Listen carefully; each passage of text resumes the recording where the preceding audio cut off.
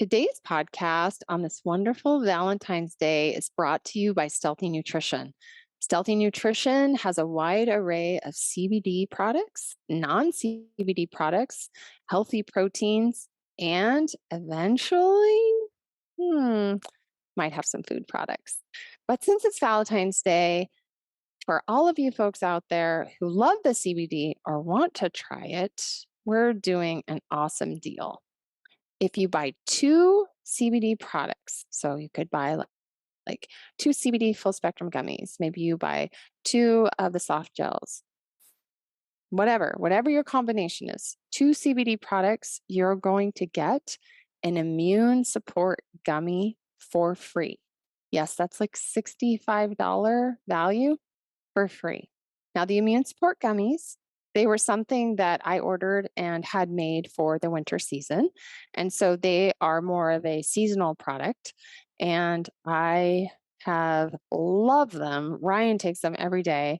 They've got elderberry in them. They've got vitamin C, vitamin D, and zinc. So, all these things that help to support your immune system, along with the CBD that's nourishing and balancing your own endocannabinoid system. Perhaps you also, need a bottle for you and a bottle for her. You each need your own bottle. Then you can share the immune support gummies. But to get this free bottle of immune support gummies, go to stealthynutrition.com, pick everything that you want, put two CBD products in your cart, use the code Valentine23. That's right, Valentine23. Put that in at checkout, and we will have your product off to you as soon as we can. Stealthynutrition.com.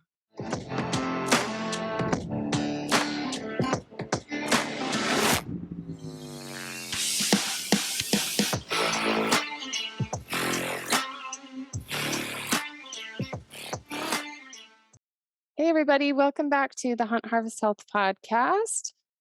I'm really excited to put this podcast out. It is with my friends Matt and Taylor Payne. They are from South Carolina, and they are former attendees of the Western Hunting Summit. The reason that I asked them both to be on is kind of one of my goals for the podcast is to have people that I feel excel in certain areas. And I don't want just like people that everybody knows. I don't just want, the folks that are famous, that are killing it, that we all see all over the place. I mean, I'd love to have those people on. A lot of them probably wouldn't come on my podcast, but if they did, I would love it. But I'm just intrigued by normal, everyday people that are doing extraordinary things, and especially when it comes to health and improving themselves. What I've learned in medicine over the last couple decades is that mindset is everything. When you're working with patients who are not well, when you're working with patients who are ill, uh, when you're working with patients on trying to change habits, lifestyle factors, a lot of these things are so ingrained into us from a very young age. And again, like we talk about in this podcast, it also depends on where you grew up, what culture you grew up in, the environment around you, the food you were fed, what you actually think, quote unquote, is healthy. Um, so many of these factors influence our long term health. And sometimes we're just surrounded by things that aren't, they're not building us up, they're breaking us down. And just health in general in our society today is just not well. And when I heard Matt's story, it just really touched my heart because he's really humble, such a nice guy, super humble, owns a construction business, down to earth. Taylor's a nurse, she's in the healthcare industry. And to see kind of what they've come through and what they've created in their own lives just really touched me. And the fact that we had any part in it was just a side benefit, meaning when they told us that, basically, one of the reasons they started doing this was because of wanting to get healthy and listening to us. and watching Ryan and Gritty films. It's just, again, it goes back to purpose. And I want my life to be about purpose. That's very important to me.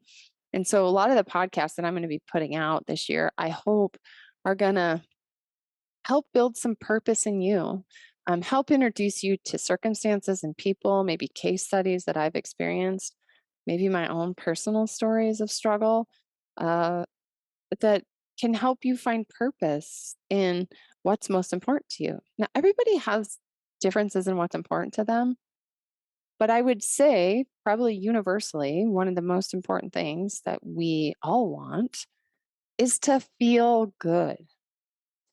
We want to not only feel good about ourselves physically and be healthy and vibrant, be able to do the things that we love, but also to feel healthy mentally and emotionally, and spiritually, if you want to go that far. Like, we need those things to be kind of well-rounded people.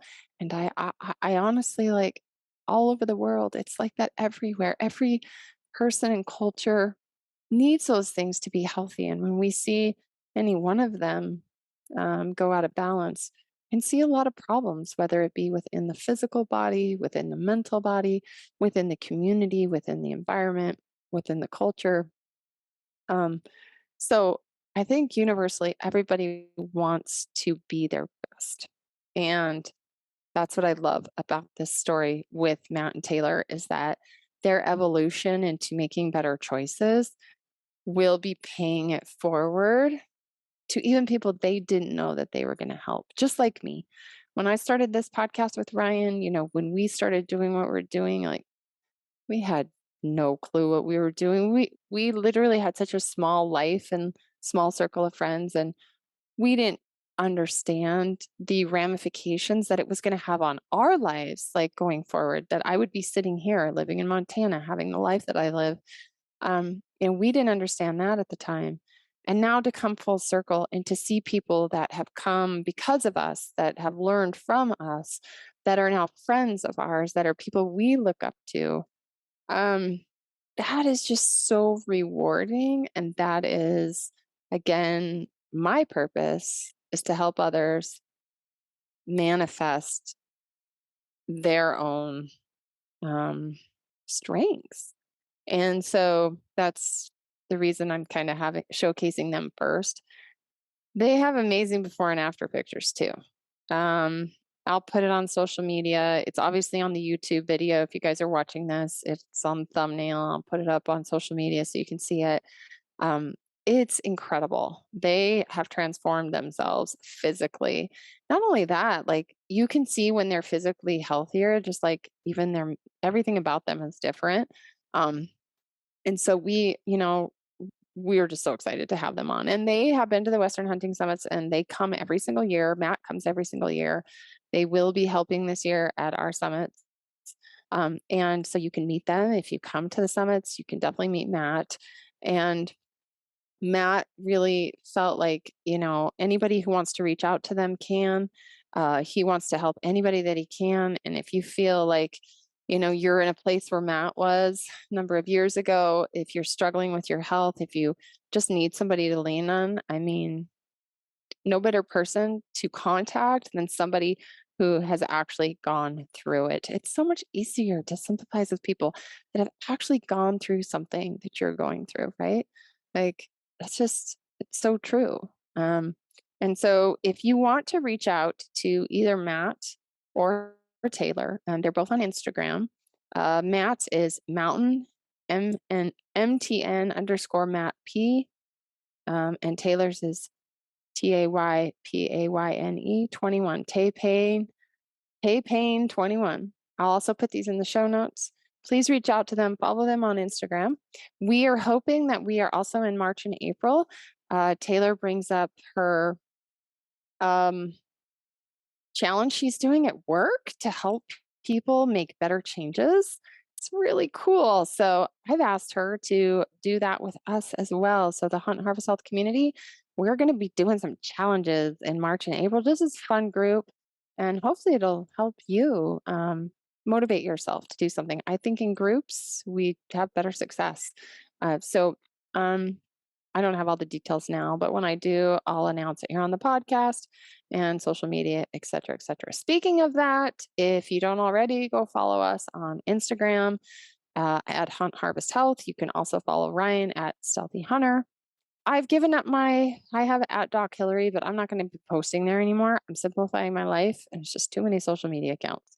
We also have at Stealthy Nutrition, which we need to post on more, but I don't.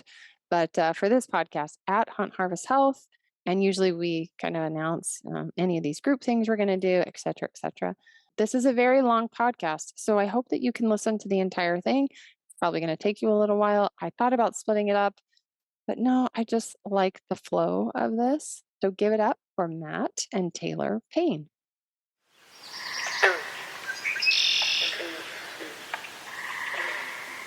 All right, everybody, welcome back to the Hunt Harvest Health podcast. I'm Dr. Hillary, as always. I'm here by myself today.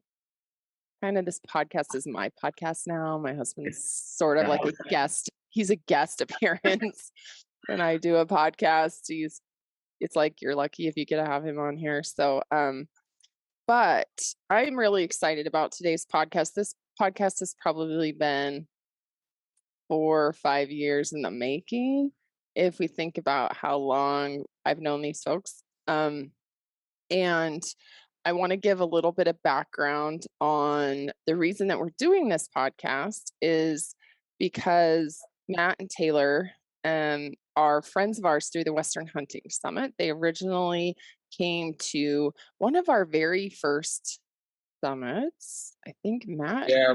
Was it our second or first year?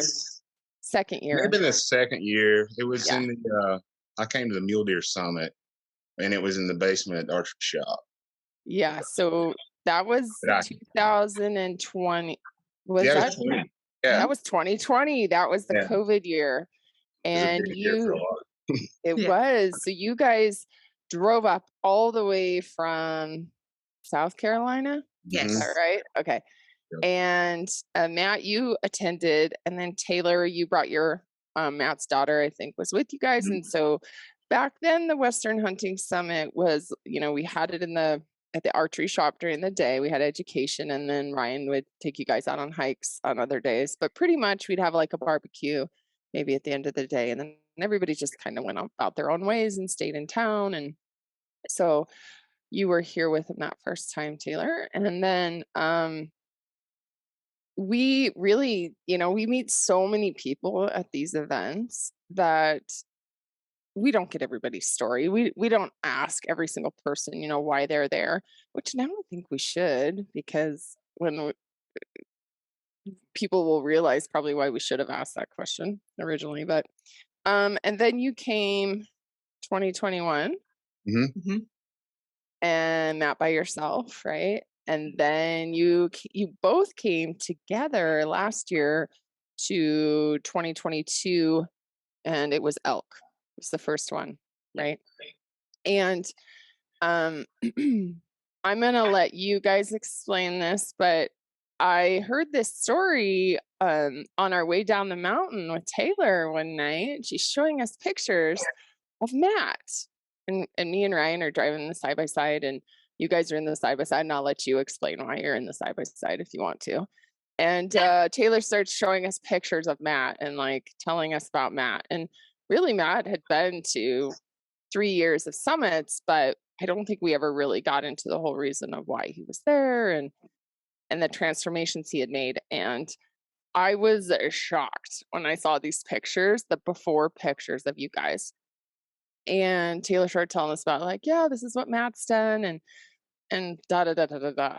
And then of course, my head goes straight to like, hey, we got to have you guys on a podcast. I need to have you guys on a podcast. And I've sort of harassed you now for half a year to do it. Yeah. And then you finally agreed to do it. And so we've been on the time, but it's hard to make it work. With, after we left the summit, we were going to record that day, but everybody that Sunday, everybody's just tired. You guys were tired. We had a long about drive. To start driving home. So, and then hunting season rolls around, and I was going off. So, Yeah, Make it happen now. I completely understand that. So you guys are good friends of ours now, and we would love for you to share your story, Matt, and you too, Taylor, and kind of where this all started. And people probably listen to the podcast are like, what are they even talking about? But the main reason I wanted you to come on the podcast is one, because you guys are just awesome people and we totally love you. And two, you have like kind of the modern day hero story in a lot of ways when it comes to health. Because in today's world, and Taylor, I know you know because you're a nurse, right? So you work in the healthcare field. And you probably even work in you work in a very different subset of the population than like where we live. You know, we live in the north, we live in Bozeman, which is kind of again, an outlier as far as health, meaning we tend to have healthier people here. We have all aspects, but in general, just the way people live is probably a little bit healthier. And we have more financial resources here, right? There's lots of people with money. And so that means that health-wise, people also probably have access to better healthcare in general. And there's lots of outdoor activities here to do year round. And so people are maybe more active, etc.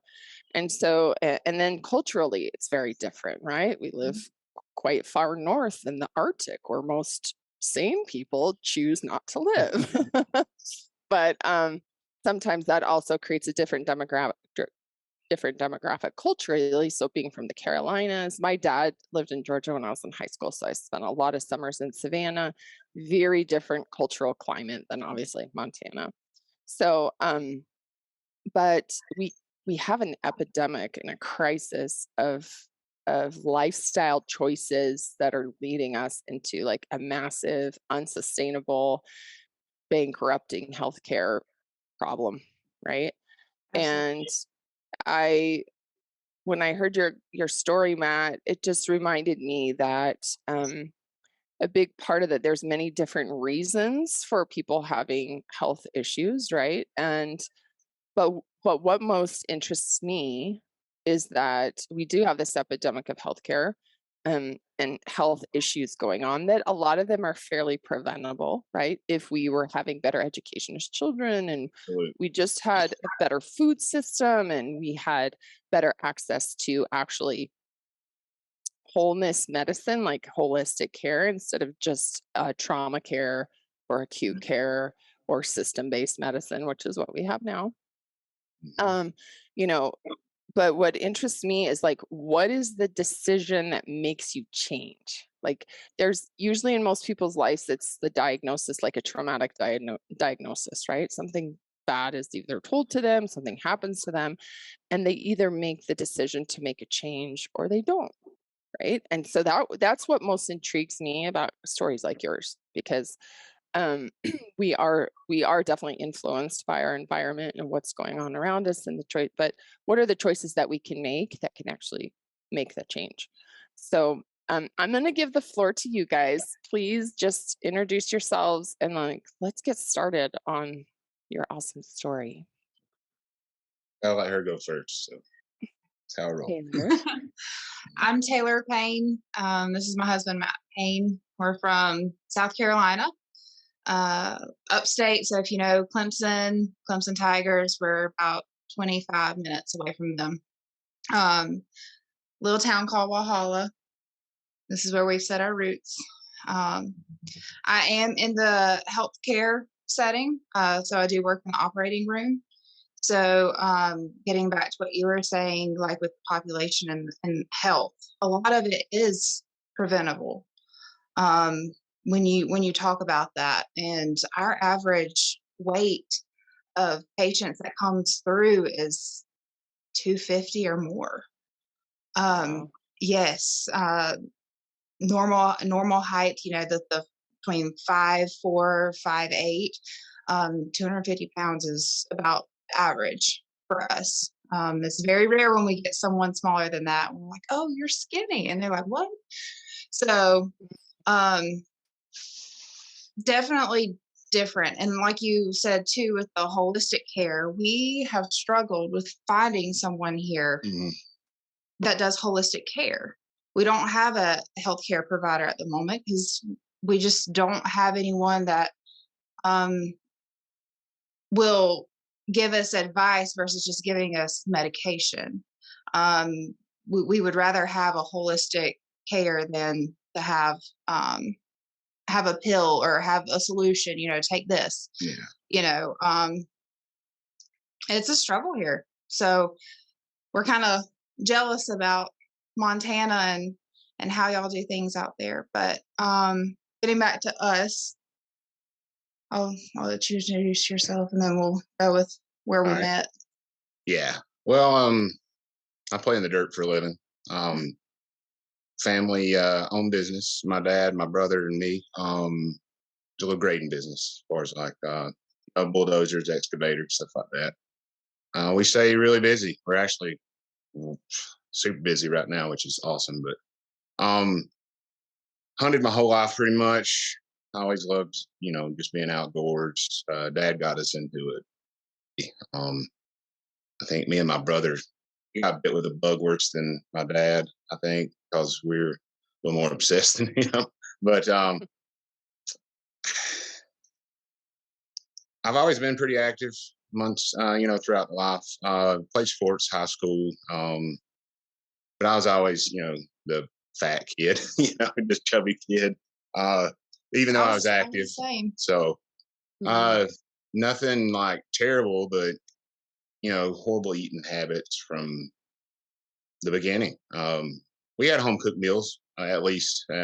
We did have that growing up. Oh, that helped. No options when you go outside the home for anything. Well, you eat something that somebody tells you is good for you, and you just don't really realize what is good for you. Mac and cheese is a vegetable. On a meat and three. That's not really a vegetable. Yeah, we have meat and what we call meat and grease here at the restaurants, and like mac and cheese. Meat and grease? Meat and three. So like three vegetables or something like that, or 3 sides. Oh, that's why macaroni and cheese is a side. Yeah, that's why it's that's a vegetable. Veggie and stuff. Yeah. Oh. No, but I don't know where to go here. I guess not to go down too many rabbit holes. No, go down rabbit holes. It's totally fine. That's why you're on here. Yeah. Well, we'll start there. I don't want to go all over the place with the story here. Let's just go ahead and you tell how we met or whatever. Okay, so I was a waitress / bartender at a private golf club here in South Carolina, and we did an event on a houseboat for the members there. And I got to talking to Matt's dad, which is the captain of the boat. And we were going around the lake and we were just talking about things. And we went by this little campground. I was like, oh, that's my family's campground. He was like, oh, good. I was like, yeah. He was like, your papa is Henry Diggard? I was like, yeah, that's my papa. And he was like, oh my gosh, small world. So we got to talking back and forth, and they had me on the boat for private events, that they have with their friends and stuff. So I would do a little bartending, cleaning, and kind of help them drive the boat, and we got to be really good friends. And I was going through a bad time when we met. I had just broke up with a long-term relationship, and I was like, I'm not dating anyone my age ever again. I was like, I want someone older. I said, I want someone that knows what they want in life, that has their feet on the ground, that knows exactly what they want. And Matt's stepmom was like, oh, really? Yeah. So under the table, his dad told her, he was like, do not get involved. Do not get involved. So I think she kind of got a couple of Matt's friends involved. That way she could say, my hands were clean. So one night, it was the night after my birthday, actually, they had a get together on the boat and asked me if I would bartend. I did not know Matt was going to be there. I had never met him or his brother, but he was there. And so that's I was kind of where it started.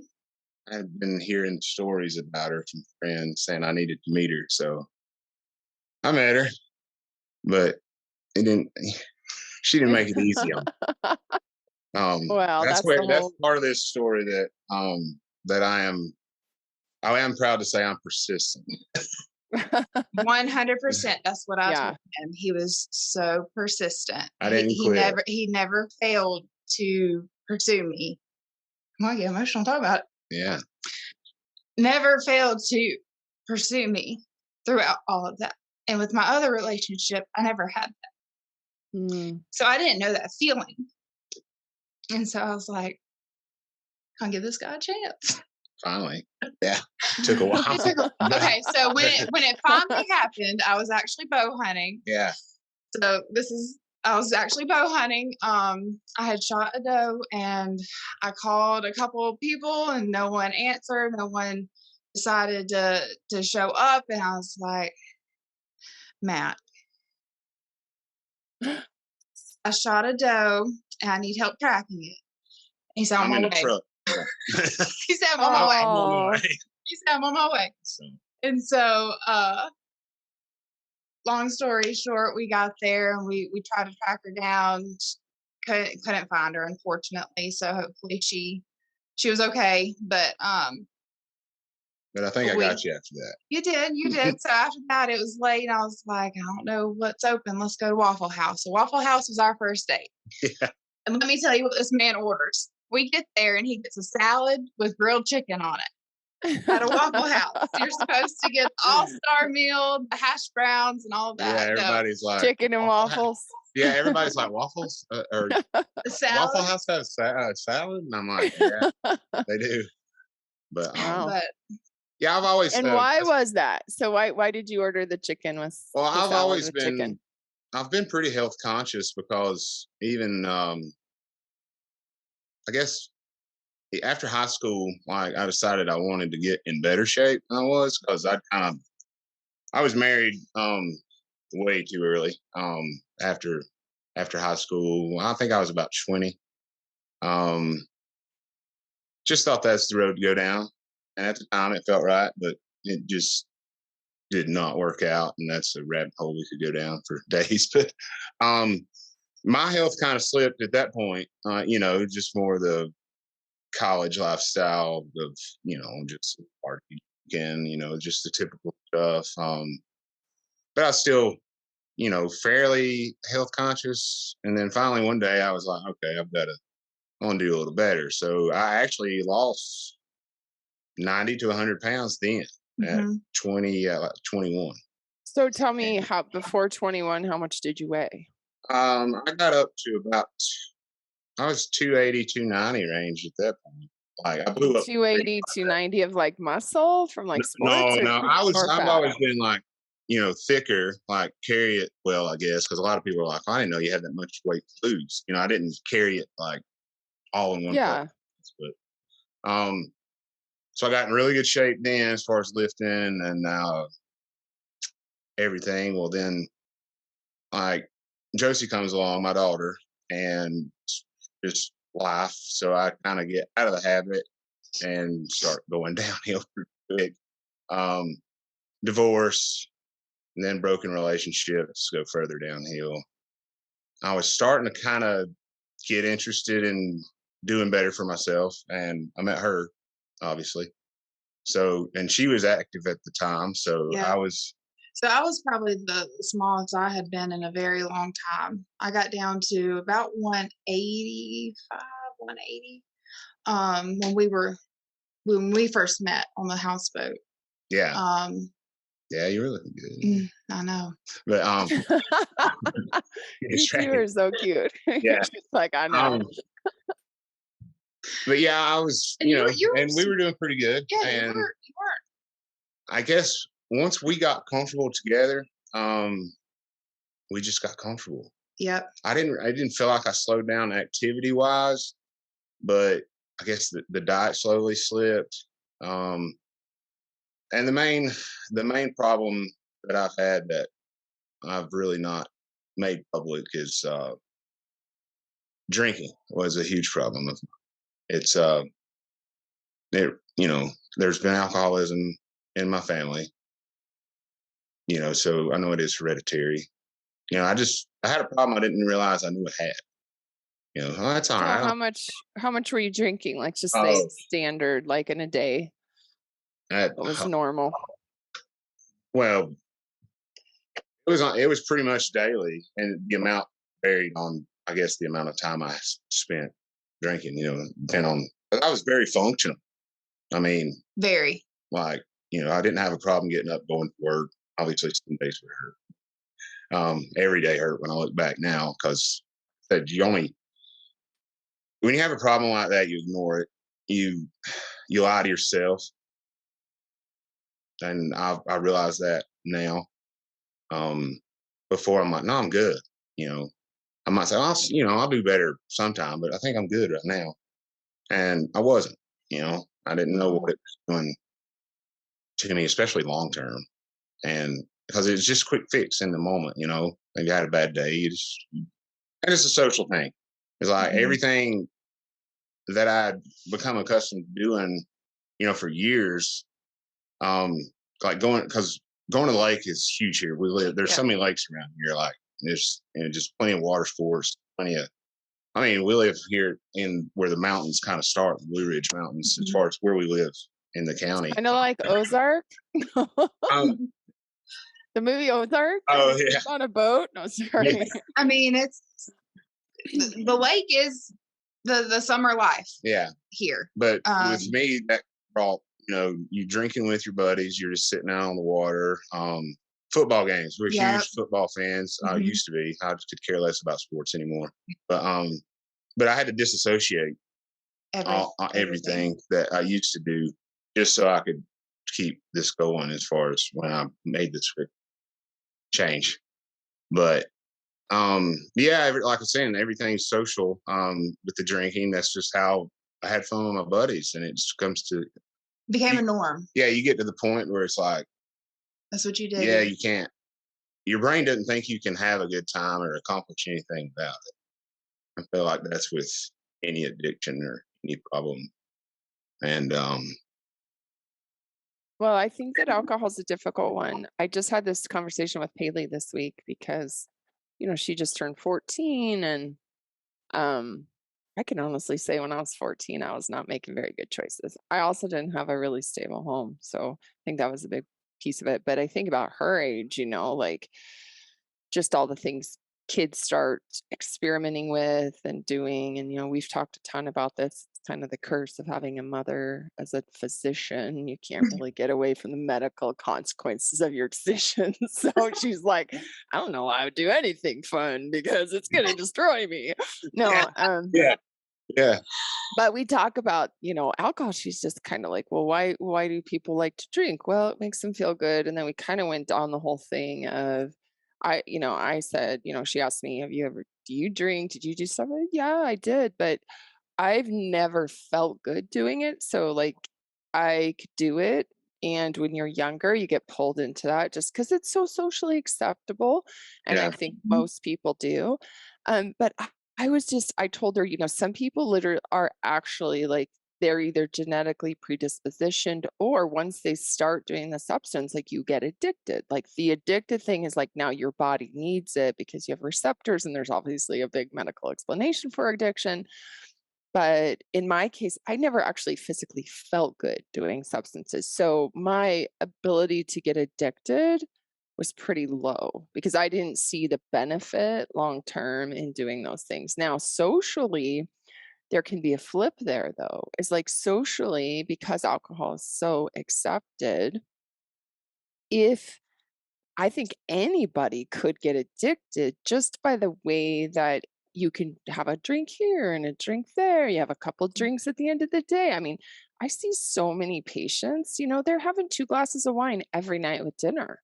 And they wouldn't call themselves alcoholics. But when I ask them, because I feel that maybe the alcohol is influencing their health, if I ask them, hey, what if we did wine at night? They give me this look like, yeah, no, that's not happening, And so what is the fine line between being an addict and then also needing it for social lubrication and being stressed out and just trying to decrease, cover up, like, if you're depressed or you're anxious or you're stressed, like, just something to bring your nervous system down, right? Like, Mm. it doesn't necessarily mean you're an addict, but I think alcohol is a tricky one because it's so socially accepted. And like food, I think food is probably our number one addiction, and then alcohol is probably Absolutely. number two. Yeah. And then tobacco is up there as well. But like alcohol and food are so social. Like, who goes to a social event and there's not food and alcohol, right? Yeah, and Absolutely. it's almost if you alcohol is something if you turn it down, Hmm. people automatically assume you have a problem. Yeah. Almost. Right. Because, oh, you're not drinking? No, I just don't want to drink. I mean, obviously, I admit I did have a problem with it. But I mean, like even with her, she'll have wine here and there, but it's like if we go out and she doesn't, people are like, why aren't you drinking tonight? Yeah. Because I Mm, want to feel like crap in the morning. But yeah.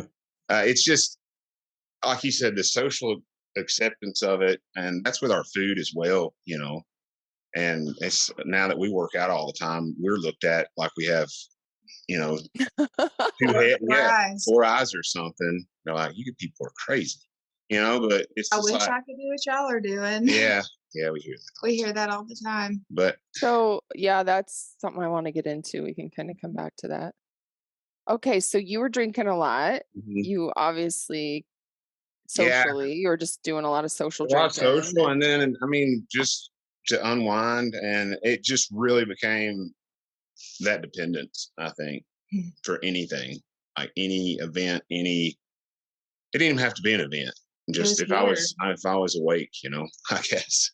But it didn't. I still, try to do things I love to do. Sorry, my our dog, That's okay. I can't see him, but that's I got okay. pay attention. Sadie dog. There's her. Oh, But sorry, she's all over me. Let me see. that's okay. We got three of them, and I'm in a separate room with the door shut Yeah, for yeah. the Well, we very were gonna exact put her up, purpose. but With the rain and Yeah. stuff, she's she's Um, scared of her scared. shadow. But So we just let her. and obviously the drinking, not just the physical, problems I was starting to have because I was put on blood pressure medicine Mhm. and for my triglycerides, I was taking medication um, in my 20s, Mhm. end of my 20s, and knowing like, wow, this is. But you just get used to it. Oh, the pill fixes that, and Mhm. you put a band-aid on it and keep You go going. to the doctor. Well, you're on the right Yeah, track. It looks like blood pressure medicine's working for you. yeah, They don't ask about yeah. other what is your diet? Are you exercising? It's not. That's really not addressed. It's just a simple question and then move on. Obviously, they're like, well, you need to lose a few pounds. Yeah. But yeah, I need to lose a lot of weight, but I was also needed to do a Well, lot. let's just up your blood pressure medicine. Let's see how that works for you. So yeah, I find with patients that are overweight, one of the frustrations is that when they do go to the doctor just says, "Well, you probably should lose some weight." mhm. And then they go, "Well, I've been working hard or I've been trying or like how do I lose this weight?" And Yeah, the doctor's like, "You're probably just eating too much Mhm. and you need to It's eat very better." simple. Yeah. yeah, And first of all, the doctor themselves may not be very healthy. Number two, they're not, most people need some sort of like, what's the word? You need to expand on that. Like, if you live where you guys live and you eat meat plus three, you think if you pick, I don't know, maybe a baked potato instead of mashed potatoes, like you're doing good and it's all sour cream on it and cheese and blah, blah, blah, right? Like, exactly. you think that. You think like kale cooked in bacon grease and like not that that's necessarily bad, right? But there's a lot of choice or sugary. You do some kind of dessert other than another dessert. And like most people need an expansion on that. They don't understand. And then the doctor just writing them off, basically insulting them, one, saying you're fat, and then like not giving them any usable tools on how to improve on that. Um, I think most people just don't know where to go. And the modern medical, you know, they don't have the time to explain, and most of these doctors aren't trained in it. And the other thing is, and you can probably attest to this, Taylor, is that from what I understand, I am not a hospital doctor. I'm not an emergency room doctor. I don't work for a big polyclinic that's, seeing 60 people a day. Um, in order for these establishments to make money, you have to be doing billable procedures. Yep. Telling somebody to eat better, giving them a diet that helps them to make better choices, telling them to decrease their alcohol, and maybe giving them information to AA or whatever. That is not a billable procedure. The hospital doesn't make money off of that. The clinic doesn't make money off of that. Prescriptions. Now, the doctor doesn't necessarily make money off a prescription because that goes to the pharmacy, right? But there's always a kickback somewhere. So if you're a physician, you work for a polyclinic or a hospital, you get a base salary, and then you probably get paid on commissions. Like you get bonuses based on billable procedures. So however many surgeries you do, however many diagnostic tests you run, how many prescriptions you hand out, blah, blah, blah. Like you get a commission-based bonus on that. So you make money. But if I tell you you need to eat healthy, they can't bill for that. Maybe send you to the nutritionist, but the hospitals aren't making money off nutritionists. They're making money off their surgeons. And so this is where I think the complexity comes in, where the patient is like, well, why didn't my doctor tell me this stuff? Well, actually, your doctor can get in trouble telling you these things because who's ever looking, their overseers are giving them demands basically that they have to make, and anything that can't be billed as far as making money you really don't have time for it. So this is why recommendations for surgery or meds or referrals are another big thing. Get them referred to someplace else so that department can make money. Like it's whatever. And that's what I've noticed, and that's what I've heard from other patients. And I have had friends who are MDs working in hospitals that have literally been reprimanded for suggesting nutrition to their overweight patients. So if you don't think the healthcare system is completely screwed up when you hear these stories, like, and again, it's not necessarily the doctor's fault, they have to get their bills paid too, and they want to make those commissions. And I'm sure most people want to help their patients and tell them how to lose weight. Maybe too, it's location. I don't know. Maybe here in Montana, where people tend to be maybe more health minded, maybe there's more of a pull towards that. Maybe somewhere in Carolina where the average weight is 280. Not really. You live in an active area. It's a mixed bag. There's lots of active people, but there's also a lot of sedentary people. And even the active people, as like you said, the options as far as what's out there. Yeah. We just don't have it. I guess it's more the culture is just a little different, from what we're used to. It's just we're in the South. South is most everything. You can fry anything. It's fried and sweet tea. Yes. So don't get me wrong, I love them, but I haven't had sweet tea in 4 years, and people look at me like I'm crazy.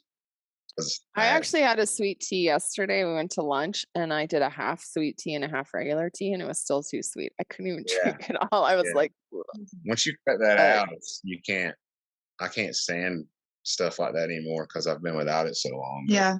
Right. I guess to get back to how we got here. So you were put on the blood pressure medication. Sorry, that was just a roundabout way of saying it's easier to put someone on medication. Yep. And this is, even before I met you, I was at one point on the medicine, and I don't remember if I got taken off of it or just quit it myself or what. But relationship wise, we were doing pretty good, clicking along, but we were happy. I kept going further down, and I guess she didn't see that I had as much of a problem as I had.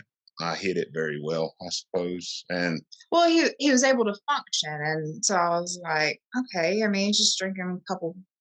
It wasn't. I didn't think it was anything out of the norm. It wasn't anything that I saw that was like, okay, that's it.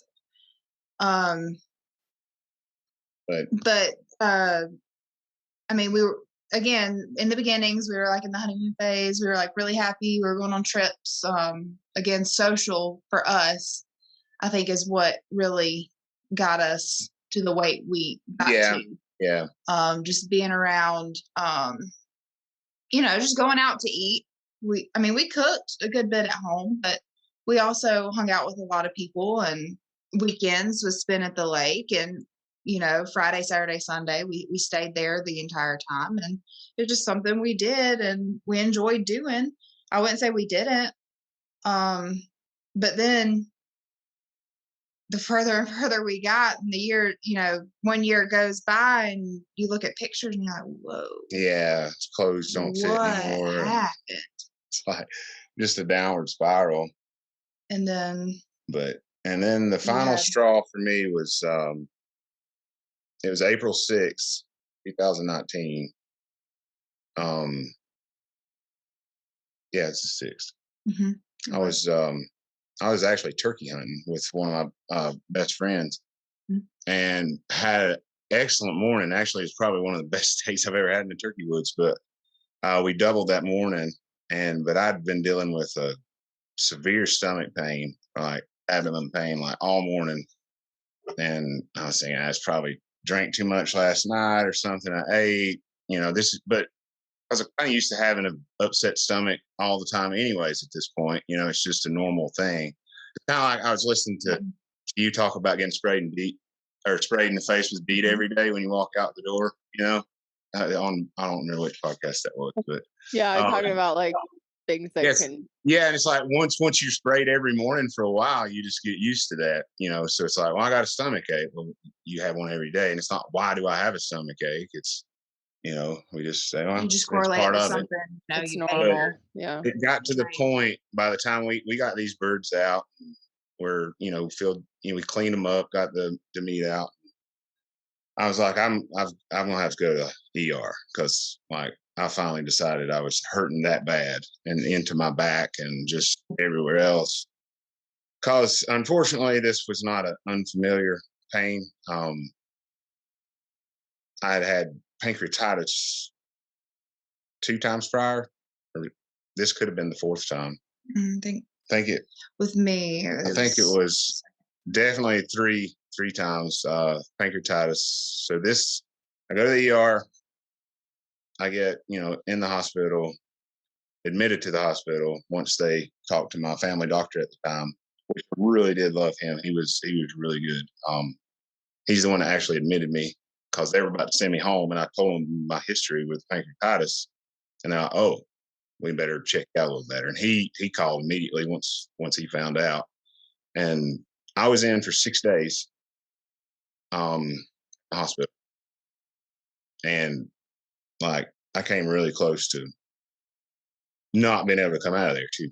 So, I mean, I was on a pain pump and everything else, just laying there, almost wishing to be dead because it hurt so bad. It's the word. There's no way to describe the pain really.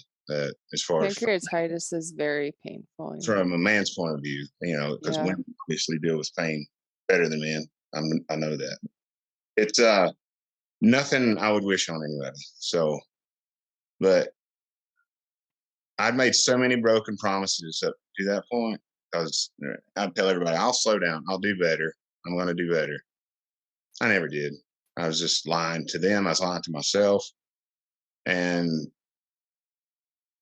didn't realize, you know, I'd hurt people as bad as I had, just because that week in the hospital, to see the look of disappointment in her face and my dad's face, and knowing that I had a daughter that I would absolutely just be destroyed, you know, for her to know that her dad's laying there because of decisions he made that could have been prevented. And so I throughout this, I had stood up for him. I was like, no, he doesn't drink that much. I don't know where it's coming from. And, you know, I was like, he's gotten better. And so when he was admitted, it was just like, she was angry. Oh, man. She had a right to be. Very disappointed. This was a very hard time for us, as a couple. And she gave me, even in the hospital, I had very tough love from her because she was just so disappointed in me, and rightfully so. And I was in the dark. I was alone, and it was at that point it was on me. Nobody's coming for you but yourself. So I looked my doctor in the eyes that day, and I was like, I'm fixing it. I will fix it, I promise. And he said, well, I trust you. I'm gonna believe you. And nobody had ever really told me that before, and I know that there's no way I didn't even want to tell her that I'll fix this because she'd heard it before. I was just a broken record, So it's like, it's time to walk the walk instead of talking the talk. You got to walk it. I couldn't walk it at first. I had to crawl. So yeah, it was tough. I came out of the hospital, obviously full of fluid, just miserable. I couldn't hardly walk. I was on the couch for a week. I could stand a little, and I would walk to the kitchen and back, and that would be like about as far as I could make it. Take your breath. Yeah, just out of breath. I was 320 pounds plus when I came out, and it was just you had told me. I think you had told me what your triglyceride levels were. Oh yeah. Well, when I was admitted, the hospital here local that she works at, their labs couldn't read them, so they had to send them on to the main branch, which is in Greenville, about an hour away. But it was greater than 6,000 or something. It wouldn't even read it. Yeah. It said 6,000 plus. Yeah. Wow. The triglycerides were. Wow. And so, I was just, ticking time bomb. So to put this medically simple, what happens when your triglycerides get so high like that is you basically set yourself up for fatty liver and pre-cirrhosis, right? So triglycerides are a lipid that they're utilized for many different things, but if they get too high, the liver starts to store them, basically. And you want it, our lab, but most labs are under 150 is normal. So if your triglycerides were over 6,000 or whatever, you basically were having obviously fatty liver, and that is a precursor to cirrhosis. And in a lot of people, once you get to that point, there's no going back. You can make your lifestyle changes and you will get your triglycerides down, but there's probably some damage that's been done that may be irreversible. But that being said, just to give everyone a little bit of context of what you want your triglycerides to be and don't want them to be. Yeah. And triglycerides are usually high from eating eating high simple carbs and drinking alcohol. Yeah. So it's really common in alcoholics for them to have high triglycerides, right? Mm-hmm. Yeah. So it was not only dealing with the health side there, just the pain, the swelling from all the fluid from being, basically. I was in a bad place for a while. Yeah. And that's where, since I was on this couch for so long, that's kind of big part of the story. There's YouTube. So, me being a hunter, just, I've always loved to hunt. And if I'm watching TV, it's something to do with, with hunting. So I'm watching all these, just clips, films, and I come across just some mountain hunts here and there. And I'm not sure if this is the same time. I'd already knew who Gritty was from the Gritty Bowman days way back, some of his first stuff. I don't remember a lot of it, but I remember he was one of the first hunting podcasts out there. So he's like, cool, I'm gonna listen to this and see. Because I've always, just being from here, whitetail hunters, we, if you ask for a dream hunt, they'd be elk hunt, obviously. Everybody wants to go shoot elk. it's it's almost just like it's just a dream for most people and never reality. Knew a handful of people that had been, and done it. And then we finally had a friend that we've done work with over the years. He's got a cabin actually in Colorado. And we went out in 15, I think, for the first time, my brother, my dad, and I.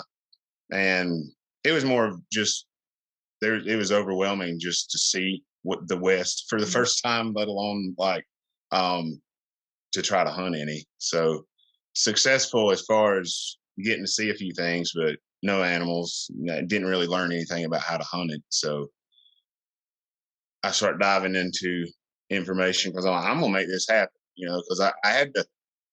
I'm sitting here and it's either, drown in my sorrows, which drinking was an option.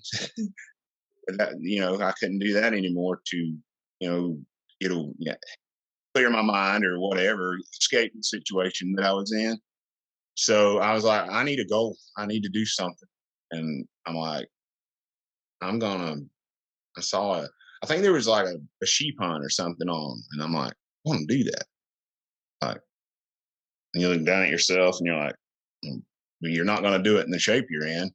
So that kind of started, just diving more here and there, researching. And of course, Gritty shows up here and start watching the films. And I'm like, I start finding these mule deer hunts and elk hunts. And man, I'm like, these are just some regular guys, and, they're a little older than me. And look at them. They're just crushing it. Beasts, yeah. I'm like, I want to do that, and I got bit by the mule deer bug, I guess, really, because I was like, it's not in my budget anytime soon to go on a sheep hunt. So that's, it's not in many, not in many people. Even if I'm able to get off this couch and go, it's not going to happen. Right. So, and a lot of perspective from here is to hunt out west is so expensive because you see all these private ranches on TV and all that, and there's absolutely nothing against it. And, animals getting to, act like they're supposed to act, but that's not the reality of it when you're actually out there. But also you can go do it over the counter. Yeah, you can go for a lot less money than people think. Yeah. Even traveling as far as I do, you just gotta do your research, make it happen. And so I was like, I'm gonna make it happen. And moved down and like started, I don't know, research, started figuring out what I needed to do. And man, just listening to y'all's podcast, because I found y'all, I guess through Gritty. And it's because I was so intrigued with the health stuff, because I was really wanting to fix myself. I was like, I've really screwed up. And like I'd said about working out and stuff from years ago, it was a passion of mine that kind of lived in me. But the problem I had, like, just canceled everything else out. It didn't let me. It didn't let me do the things I wanted to do. Because it had that much of a hold on me. So it was just one day at a time. I start getting off the couch, and just, I'm pointing out here because our side window, but it's literally about 20 yards off the corner of the house. There was a big oak tree we had taken down, and the stump was just up about, I don't know, chest high or something. And I walk out the door and I'm like, I'm going to get to that stump and I'll be good. I walk to the stump and I rest and I come back to the door. I started doing that, and then I go further, and I do it 2 or 3 times a day, because I was just making laps in the house, like trying to get out. This is that first week I'm home, and or probably week 2, because I was out of work for almost a month, and thankfully, my brother and my dad just saw that I was just trying. They just wanted me to be here, be alive. So they said, don't you do what you got to do. And that means the world to me, because not everybody's lucky enough to have a support. You know? Yeah. As far as all the physical stuff, mental stuff, I've done it by myself pretty much, especially in the beginning. But in those regards, I wasn't alone, because obviously financially or anything, I just couldn't have, survived that long without working if it hadn't been for forever grateful. Got to give them a shout out. Mm-hmm. But yeah, every day went by, I got a little better, and I'm watching these films. I'm thinking, all right, I got to get a pack. I got to get boots. I got to get trekking poles. And it all started like I just picked certain items that I prioritized, and I would just pick one a month, and that I knew it was going to take a while to gather it up. And so I just buy like one item a month or something, and just dove. What is this? Head first. And I don't know. As soon as I heard about that summit, I was like, I'm doing this. I mean, this is way out of the norm for me. Like, I mean, this is. I was like, yeah. I was like, this is across the country. It's like 30 some hour drive. Yeah, it's a way. I'll just drive it. I'll just drive and go. And everybody's like, you're crazy. Well, you didn't drive across the country? Yeah, and meet up a lot of people I don't know, and hike up into some mountains I've never been in. And so it was a lofty goal. I mean, from my position, but I needed something big to actually make it, something that almost wasn't attainable, but something that would make me work. Mm-hmm. So that's when the backpack hike started, and I started running, and I worked out every day, but I started to run every other day. I decided, once I was there, it started out obviously as all walk, and, I would, got a pond here at home, and it's a half a mile around it. So I started doing just walk a lap, and then I started walking 2 laps. I want to jog as much as I can. So it's just I gradually just pushed myself to do more. And I chose running because I hate it, and I still do. I love what it does for me, though, what it has done for me mentally. I think when you have an addiction, you have to replace that spot in your brain with something. I was going cold turkey. That's the hardest thing I've ever done in my life. It was. It's very. A lot of people ask me, like, obviously, to lose weight is hard, and to stay consistent, super hard. The discipline it takes, the decisions you have to make, but it pales in comparison to withdrawals, not sweats, not tears. Yeah, tremors, the tears. I didn't sleep for months. It was sad. I still have not sweat sometimes, and I've read that, and it can be just from the drinking years ago, and I still deal with them occasionally, which is crazy, but not like I used to. No, man, that first year I was having to change linen every day. Mm-hmm. I mean, it wasn't just a little spot in the bed. It was like a complete, like he had gotten out of the shower. Yeah, did not towel off. The nightmares and stuff like that were just, and the hardest part was knowing that a few ounces of a liquid would make all that go away. It would have been so easy just to stop at the store, have 1 or 2 drinks, feel good, actually feel like doing something. And not once. I wouldn't do it. Not one time have I slipped. Wow. It'll be 4 years in April.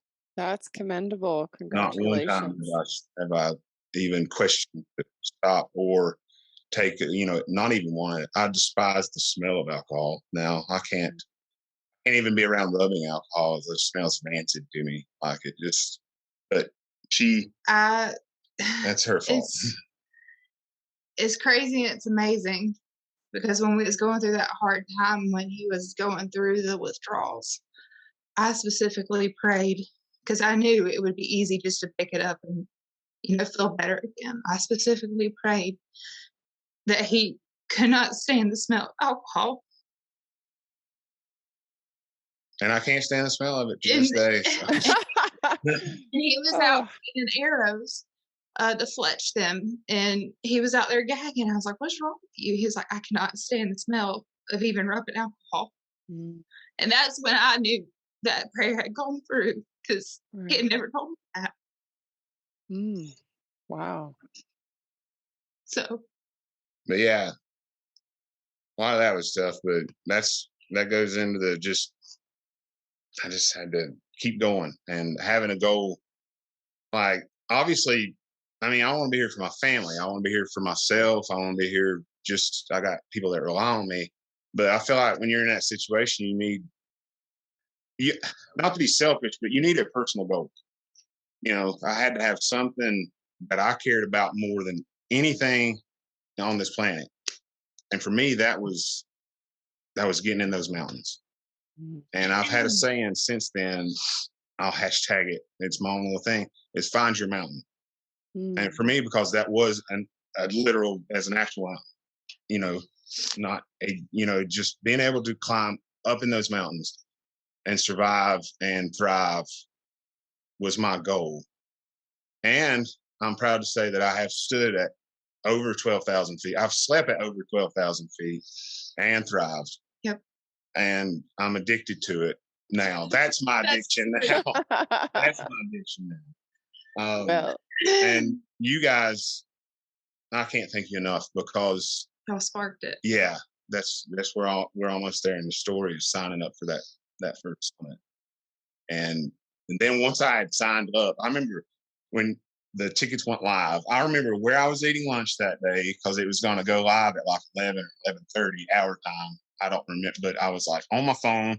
I was like, these things are going to sell out. And I chose mule deer because I did want a mule deer. I figured I would probably get to elk hunt sooner than mule deer, but I thought, well, the elk one may sell out quicker or something. So I was like, I'll do the mule deer. Maybe Get your feet wet, just try it out. So I think I was order number like 13, something like that. But I got my ticket, and I was so relieved because I got a ticket. But then it set in, and it's like, oh, this is real. You work to do. Yeah. Because now I'm like, I got home from work, and he was like, I did a thing today. I'm like, gosh, what did you buy? Well, so I'm my going new addiction. that was our vacation. Yeah. I'm going to Montana in June. And we were trying to figure out the logistics. And she's like, I just can't. She got so stressed out because she just couldn't take off that much time, in one block. And I'm like, we'll make it work. I was like, we did. I was like, it's going to be hard, but it'll be worth it. So actually, the timing of everything was perfect because COVID had kind of just hit. I was like, well, if we're going to drive that far, let's just like make a national park trip out of it. So we went to Yellowstone. We did that. We did the entire Yellowstone, saw every big site, everything in one day. Like we didn't have to sit in along with the traffic. No traffic. I think it's too early then. Still a little too early for the big traffic lines. Well, on the way, we went through the Badlands. Badlands. And that was incredible. Yeah, the Badlands are. Yeah, it was perfect. We came through right at like sunset, so we got to see rams at sunset. And just the different colors from the next day we stopped that night, was our first stop. We drove straight all the way to Badlands pretty much from. Okay, all you preppers out there, all you backcountry hunters who want to make your own food, you need a Harvest Right freeze dryer. And I only say that because literally our Harvest Right freeze dryer has been going non-stop for like the last week. Ryan and I did a podcast with Matt Neville, who is part of the team at Harvest Right in Salt Lake. I'm going to put that podcast out very, very soon. But we learned about freeze drying our meat. We have chest freezers full of meat that if God forbid something crazy happens, I mean, we do live out here in the middle of Montana and things are flying around all over. You never know. We might lose our electricity. What's going to happen to all that meat that we have? Even with generators, like the thought of losing an entire moose, an entire caribou, an elk, I mean, even losing like a turkey, that's a huge waste. So Ryan talked to Matt and was like, I am freeze drying all our meat. The cool thing about it, you can freeze dry your meat. That sounds kind of silly. You can freeze dry your meat, put it in a jar, and put it in the cupboard in your pantry. You literally don't have to can it. It doesn't have to be cold. It doesn't have to be in the fridge. None of that. It's just in a can. It's just in a jar. You could probably put it in bags. You could put it in Mylar bags, whatever you wanted.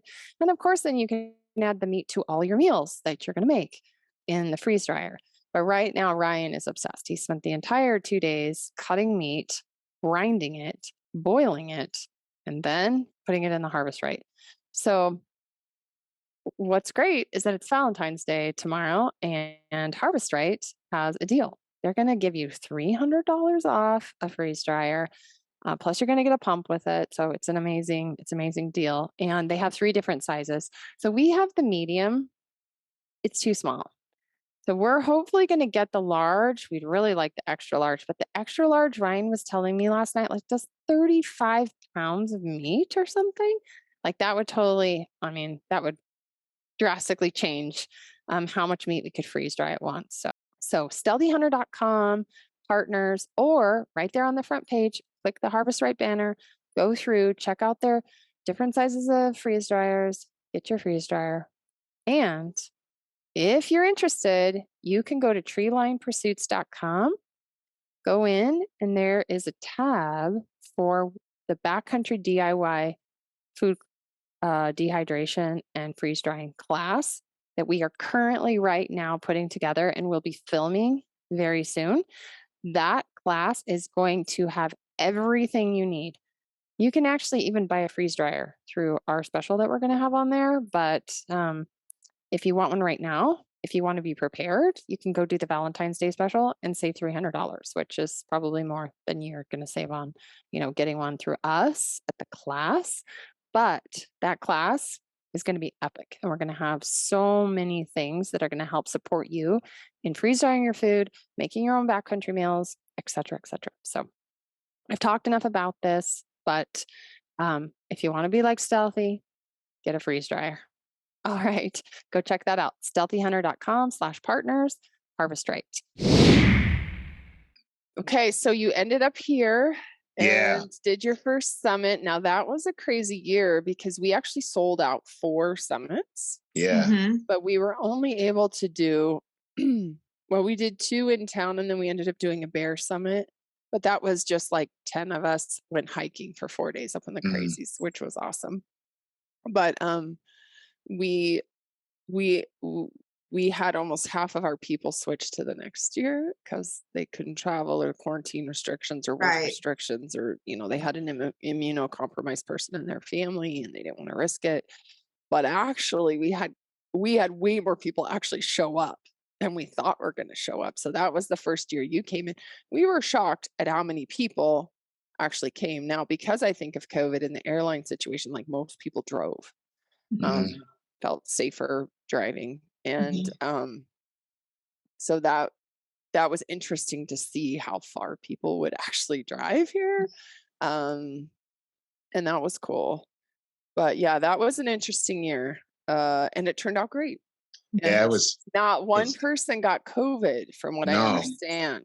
And I was but that year I was much more like, nobody touched the food. I'll do everything. It was a sort of a stressful year because we had they had just lifted the quarantine. We could not do the Bear Summit in May because they didn't lift the quarantine mandate. Yep. Yeah, we were so nervous beforehand. First, they lifted the quarantine mandate June 1st, and we had our summits in June, and we were just like, biting our nails, and it worked out.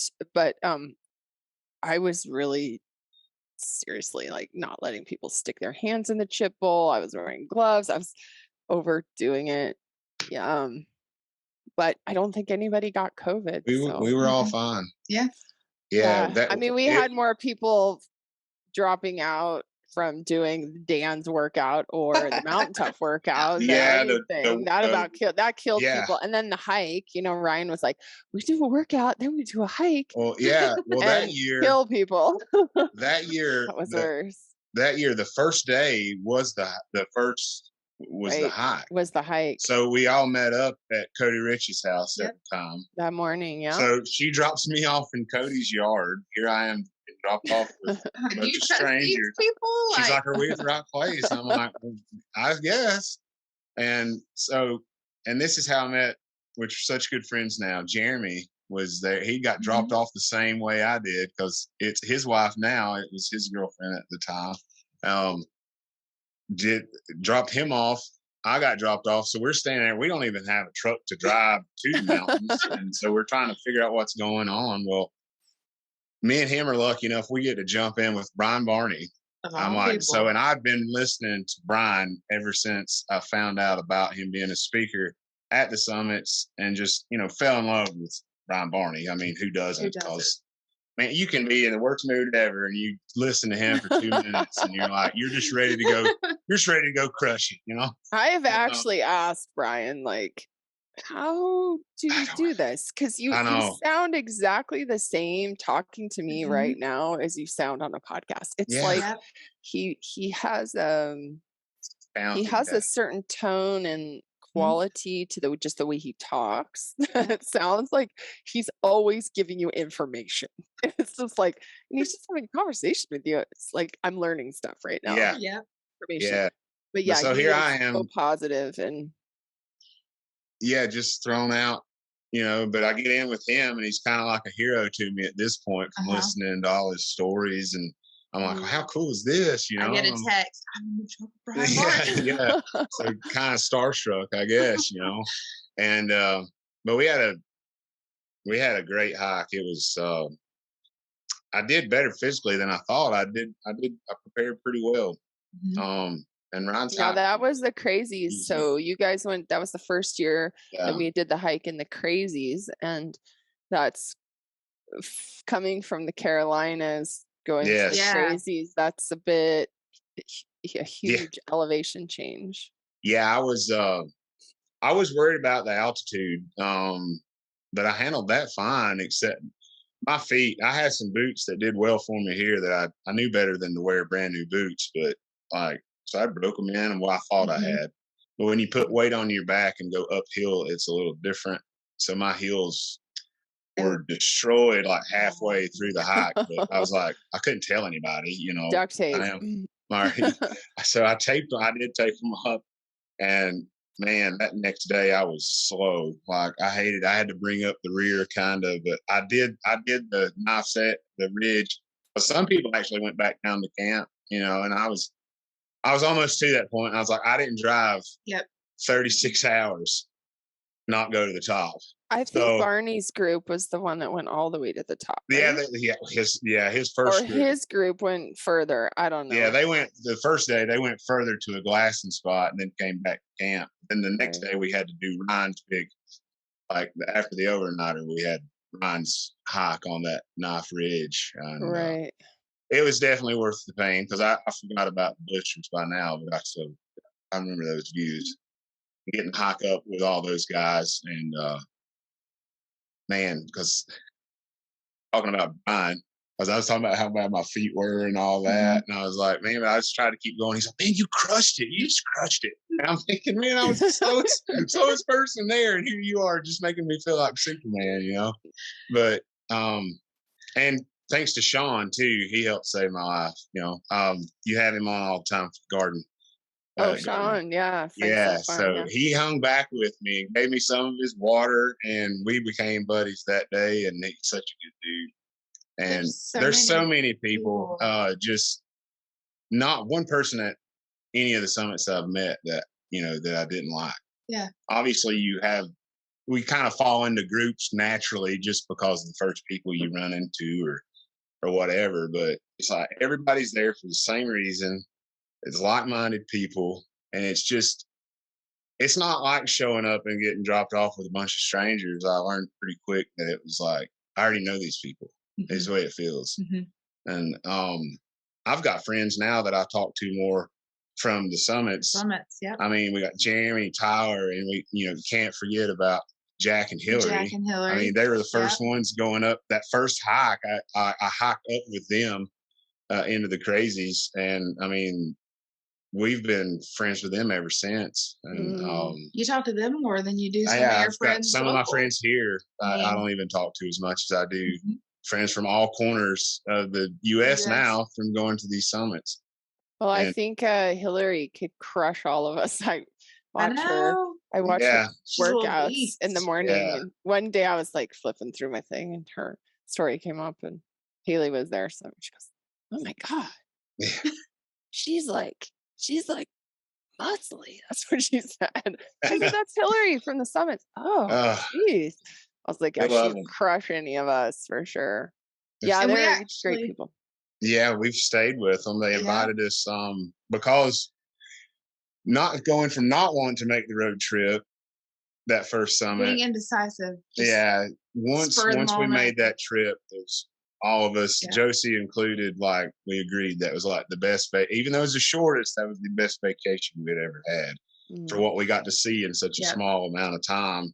And we still talk about that first trip all the time, just so many first. And then, it's just gotten better every year since too, as far as what we've been able to go do. And she fell in love with it. And so, we got married in Montana. So, 2021. Yeah, it's crazy. Like if I'd never went to that first summit, we wouldn't have got married where we did, because we got married in Glacier. But it's crazy how just like, these one decision can change it all. Yep. A lot of things has opened up for us just from that one trip. Yeah, just organically. It's just like, from the people we've met, the hunting experiences, just learning. I mean, even whitetail hunting here, you apply a lot of that to the mountains here. Our health, working out, and we actually got to talk to Jack and Hillary, and I don't know if you have. They have similar story to us. Yeah, I'm very have similar them on the story. podcast too. Yeah. And they've crushed it. But the like-minded people, 100%, like it's amazing. I think whenever you spoke at the last one, you said it's like a cult. Like we're like a small like health hunting. I'm not sure how to explain it, but I mean everyone has like the same agenda or the same goals, and everyone's working towards those and helping each other to get to those. There's been a lot of good so stories. Empowering. Yeah, a lot of people I've met have interesting stories. Yep. They something traumatic or something, or an addiction or a health problem, and it's just we all had that one common goal of way of kind of. Change does require discomfort, right? And it does require growth. And in a lot of cases, that means one, realizing what you actually want with your life. Do you want to be unhealthy and miserable and dead and not of service? And then maybe when you go through hard things, you start to look at your life as like, how can I be of service? What can I do that would be better, my life and people around me? But the first thing is you have to take care of yourself. Like if you're a mess, nobody else is doing well. You know what I mean? Like if you're not exercising and you're not eating right and you're not taking care of yourself and your health isn't improving, so then you have more energy and you're going to be around and et cetera, et cetera. It's like nobody else's life gets better. And I think we have so many excuses as to why we don't do things. So for you, like having this passion to come to the West and to do something unique out of the ordinary has now spurned this whole new desire to be even healthier. And then you're making friends who are wanting the same goals, which I think is really important. It's not that those friends on the lake drinking the beers are still not your friends, But as you get older and your life changes, you start taking note of the people that you do want to be around because they encourage health in you. And again, back to the environmental aspect of illness is we need that to keep us on track. Mhm. So like you, Taylor, like your story kind of tailgates this here a little bit because from what I understand, you were not as healthy either, and that you had to make changes to help keep him motivated in a lot of ways. Well, actually, he kept me motivated. I didn't really jump on board till what, a year and a half later from you starting. If I'd say so, yeah. I mean, we started cooking more, you know, eating. I wouldn't say our food here was bad, but definitely didn't like look at the labels as close as we do now. Like It's been an evolution. Yeah. I had a pretty good baseline just from self-educating as far as, you know, good food versus bad food. But now that we're going into the seed oils and all that, it's got a little more complicated. Yeah. But you know, stuff like that. But yeah, he made a big change in I would say a short period of time, just by, you know, I was watching him walk back and forth and then do a lap and then run a lap, and I'm like, I hate running. I don't want to do that. So I kind of just cleaned up my diet a little bit, never really got into the gym. I was in the gym before we met. I was pretty fit. I was active. That just never had a desire at that time to get back. Well, I go and sign up, and I just stayed on her. Yep. So you got to do this with me. Yep. So it's too hard doing it by myself. I need some help, you know? He did do everything by himself. There was no coach there. I mean, I guess maybe YouTube or something you would find, but no physical coach you'd call up and say, hey, what do I need to do today? He just did his own research and he went out there and he crushed it. The main thing is just do something. Persistence. Every day. Again, every day. With you, it was persistence. Mm-hmm. Like from the get-go. I mean, I've told you that's you. There's so one where did that persistence come from? What did it take you every day to get out of bed and have that? I don't know. I guess I found something I wanted that bad, and I was just, I'm not going to stop till I get it. And I'm not quite sure what that thing is now, other than just doing better and better. Because like the goals just keep going up. At first, it was just I want to feel good and I want to go on a hunt or something maybe, and it's turned into no, this is everyday thing. This is life. This is our life. Life. Yeah, this is life. And it's not a diet. You're not going to get there in a day. I knew that from the beginning too. Like I just looked at it logically as like you're not going to change overnight, but you know, and sometimes you just feel like you're going backwards. You feel like, but I just tell people that you got to just keep going every day. You're not going to be your best every day. I feel like it. Do something to better yourself every day. And then you look back a year later, or in my case, almost 4 years later, and it's like, wow. That one micro decision. Wow. My biggest regret's not doing it sooner, but I mean, there's timing for everything, you know, and I had to go through what I went through to get to where I'm at now. I had to go through some really hard stuff physically and mentally. And I still struggle. I think I'm doing better now mentally though than I've been in a year. But that's also a progression. I'm really hard on myself. I'm always going to be hard on myself. I have to get my butt out of bed. There's nobody getting me out of bed in the morning. So I'm the one that gets up at 4 o'clock and laces up, and I don't care if I'm hurting, if I'm tired, if it's raining, I go run. Then I go to the gym, and then I go to work. That's what I do now. It's like waking up, brushing my teeth, and then going to work. You know, I just add a few. So, it just becomes part of life. And now you can ask her if I don't do those things. It's go run. It's not good. Yeah, she'll ask me like, you didn't run. You didn't run today. Go run, please.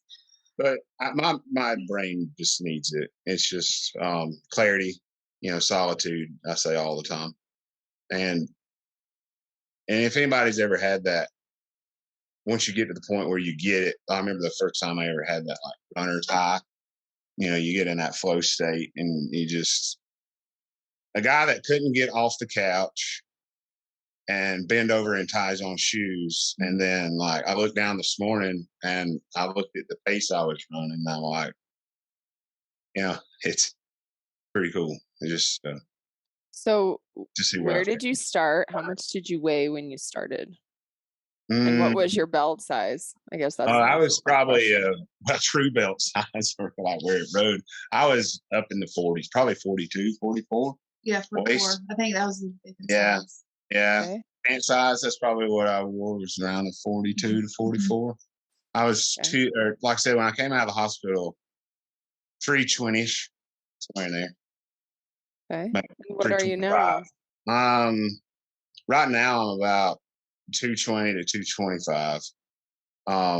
I've been down lower, but I'm playing around, seeing what's How tall are you though? 6'1". Yeah, so you're not a short guy. That's good. Yeah. And then what's your belt size now? Depending on the pants, but most pants about a 34, 33, 34. Wow. Somewhere in there. This is the picture that I saw in the side by side. And that's when I was like, what? And where have you been? Like, what? Know this. Yeah. And I still probably, you wouldn't know it to this day if it wasn't for her. No, I wouldn't. You wouldn't have told me. She was so upset about that situation, but I told her, I'm like, we wouldn't be sitting here talking to you right now, probably. Yeah, no, you wouldn't. That hadn't happened on the mountain. So I guess we'll get in. So Taylor, kind of go back to you. So now you're working out. What are you weighing? I hate weight because like weight is so relevant to like lean muscle mass, but we use weight as a marker sometimes. But what were you weighing, or what was your pant size? Where were you at when you were realizing you needed to make a change? I'm 5'7", 5'8", and it really got to me when I stepped on the scale, and I think I was 248. And I was like, I went to him. I was like, this is the heaviest I've ever been in my life. And it was super depressing, super upsetting. He was like, babe, you got to do something about it. I can't do it for you. You've got to do something about it. And so that's kind of what really got to me. I got in a dark place, and I was like, no one's going to fix this with me. I mean, and we were still just dating at the time. And I always go back to this. You can't love someone else if you don't love yourself. I feel like that's super important. And so at the time, I think you can relate, like when you were going through your changes and stuff, like you didn't truly love yourself. And so, I mean, we struggled there for a year and a half, 2 years. Yeah, it's hard to look in the mirror at myself, Very hard. I mean, we were kind of distant too. I mean, it was like we were roommates living under the same roof, just going through the same motions. And then once I started going to the gym, and then we both kind of saw each other going to the gym, and it really kind of lit a fire between both of us. It was our bond a whole lot, because I would ask for advice. Yeah, she'd seen me struggling. I mean, I was still, because I had so many issues, not just the weight, the alcohol, I'm trying to fix all this at one time, and it was pretty overwhelming. And, and then having her jump on board, got me excited. She got excited, and it's a lot easier now. Yeah. So I was at probably, I think I could wear like an 18 at 245, 248. Right now I'm between a 10, 12, and I'm weighing in at 190. I've gotten down to 185. But I'm almost pre-weight like when we first started dating, but clothes it's crazy. Like you said, we judge things by a weight, but the way clothes feel, and then the way, I don't know, you feel like all together. you can have a cheat day or whatever. Like my mom's birthday was Friday, and I had a piece of cake, and right afterwards I was like, oh my God. I didn't have to. Oh, this is bad. I was like, why did I do that? But I know. that I told her, I was like, you're gonna regret it. That's why everybody's like, you're to the point now you can have a slice or you can treat yourself. I'm like, I don't feel like crap. I should have known. So I don't. This is the interesting thing about bad choices is that even the people that love us the most encourage us to make the bad choices. They're just like, come on, you can eat a piece of cake. Like, and so we make choices sometimes not based on what we want to do. We just thought, okay, you're right. I deserve this cake. I've earned it. And sometimes you eat it and you're like, yes, I so earned this. This was so good, right? Like you don't feel bad about it. You enjoyed it, whatever. And then just the next day, you just keep doing what you're doing and you don't eat cake every day. Right. Yeah. And sometimes you eat the cake and you didn't want to eat the cake, but you ate the cake and then you really feel garbagey.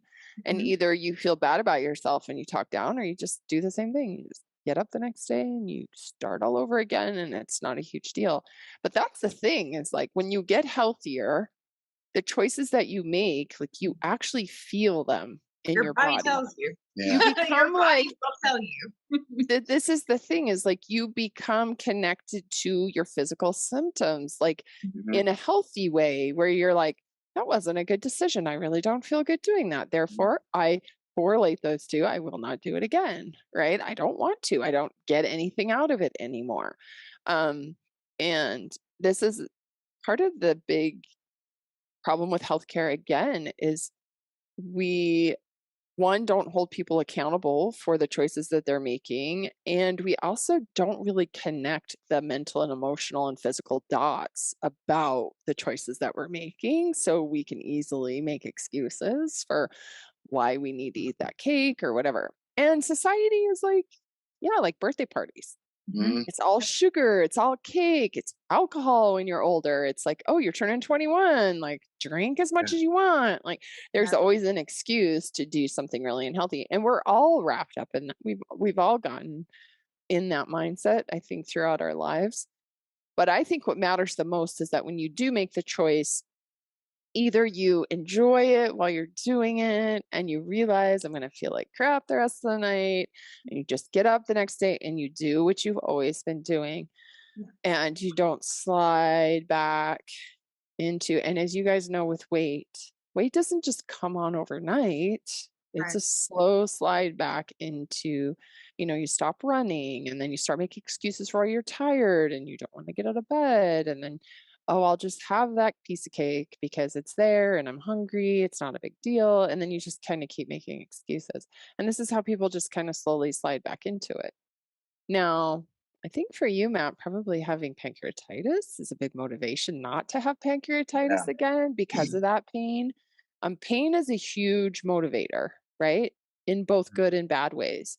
If you have had something that's very painful and you don't want to go through that again, it's a very good motivator. Also, healthy pain, there's a level of like stress that you need to do to your body to get better, right? So you sort of like at runner's high, you sort of get addicted to a little bit of that pain. And I think people that are extreme, like addicts, tend to be more extreme than other people, right? Like you said, you have to replace it with something else. So you're getting the hit somewhere, whether it be the pain from running, or the pain from drinking the fifth of vodka every day. Like you need that motivator to kind of keep you either drinking or not drinking, right? But you have to replace the pain with something else. And again, I think that's why addictive personalities, you've got to be somewhat careful, because you can also take what you love, like the exercise or whatever, to the extreme, maybe a little bit. And you become addicted to it again, maybe neglecting things in your life or other people or, whatever. But I would say running is probably a much healthier addiction than drinking. I'm still alive, so 100%. You're still alive. Yeah. So Taylor, tell me what happened? Do you want to share your little story on the mountain? What happened and how we ended up in the side by side? So, we come from, I'm looking at my watch here. It's about 1,050. Yeah, elevation. And so that's not as bad as I thought. I thought it was maybe lower. So that's not too bad. Like 850. No, we're at 1,000 here, pretty much. Okay. I know. what he said. So we drive from South Carolina to Montana. I've been in the gym. We've been working out. I've lost a lot of weight. I think last summit I was around 200. So I've lost about 10 since then and kind of maintained. We start the hike. I was nervous about the hike the whole time. I was like, oh Lord, I'm not going to be last. I told him, I was like, I am not going to be last on this hike. So I think we were second or third group that went up. Yeah, I think so. We were in the middle. We were with the llamas. Yeah, we were with the llamas. We were in the middle. Amy's group. Yeah, that's not an easy group. Amy's the fastest hiker of anybody. She can go. She is, and she'll tell you too. Like, I'm not waiting for you. Yeah. And I went hiking with her a couple of weeks ago. We were in Missoula, and she just they live on a mountain, and they have this like trail she hikes every day. And I mean, it was like it's just a gradual up. And I mean, she's just talking and walking so fast that I actually had to say, Amy, I have to stop. Like, okay, let me catch my breath. Like, your pace is so fast. Her pace is faster than Ryan's. I literally, and she's like, oh yeah, Mark says that to me all the time. And I'm just like, holy cow. We got back and I told Mark, he's like, yeah, welcome to my life. Like she just takes off. So she's a fast hiker. She's got a fast pace. Yeah. And she was awesome. Yeah. Brian, Call. Yeah. Ended up catching. He's the slowest hiker. He ended up in our group. Yeah. It wasn't just me. It was our whole group. I think she went off with maybe like 3 or 4 people. Well, the group got spread. Yeah. We all met up about, that false peak that everybody thought we were on the top. Yeah. A bunch of groups got lost that day. Yeah, we were roll call. Amy, that's when Amy up the hill, and I was kind of bouncing back and forth between the back and the front, just falls, and then. So my goal, I was like, I'm not gonna be last. I was like, I worked my butt off. We have a hill here that's kind of got a steady incline. I was like, I've been working towards that and getting to the top, and I was doing pretty good. I was like, I can do this. Don't let it psych you out. It's just a hike. And so we get to go, and I'm like, whoo. Yeah. My legs were on Ryan's fire. hikes weren't just the high. That was a big mountain, yeah. Yeah. My legs were on fire. And here we're not used to the side hilling and the steep and the rocks and what they call it, shell rocks and stuff. Yeah. So I was having to use a lot of muscles I hadn't used here to stabilize myself. So I didn't really realize that. I had my backpack on. I was sipping water. I felt like the entire time. I thought my bag was like completely full. It's crazy. Yeah, it wasn't. But we get to the top and we're like, where's the group?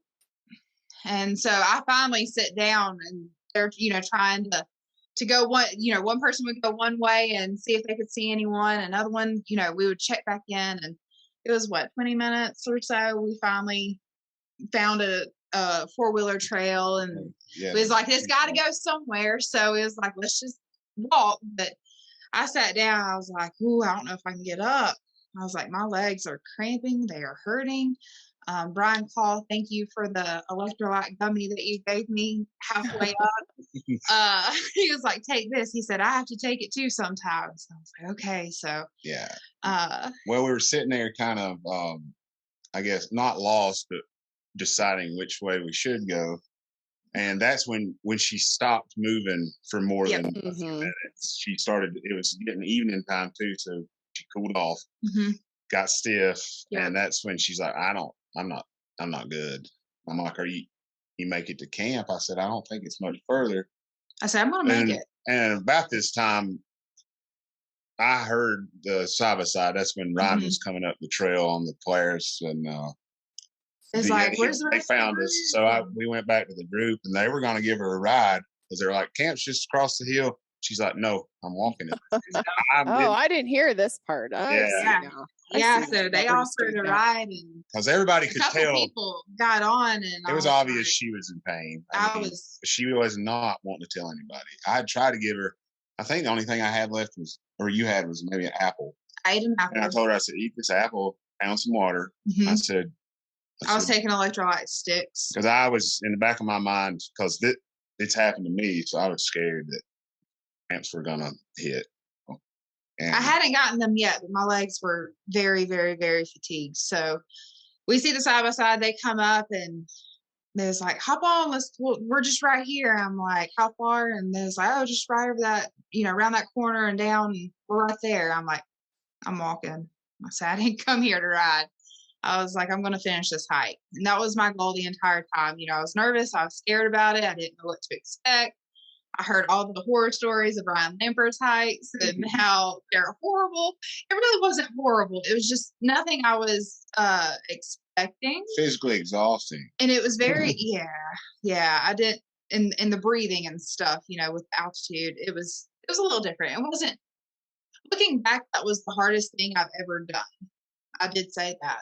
That was the hardest thing I had ever done. That was also the hardest thing, like, I pushed my body to do.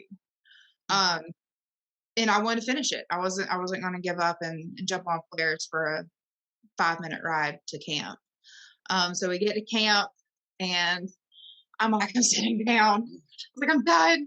I was like, I did it. I made it. I'm at my goal. And then all of a sudden, cramps out of nowhere started in my quads and in my hamstrings. And I've never had cramps like this before.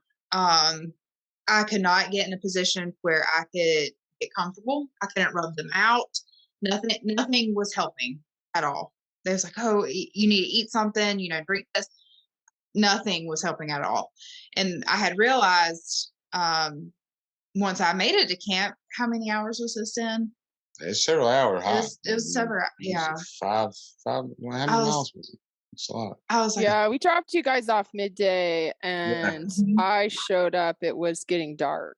Yeah, we haven't used flashlights or anything, but it was starting to set. And I was like, I haven't used the bathroom since this morning, since we had left. I was like, oh, it's not dehydrated. Good. I was like, that's not good. I was like, I don't even feel like I need to. I was like, this is bad.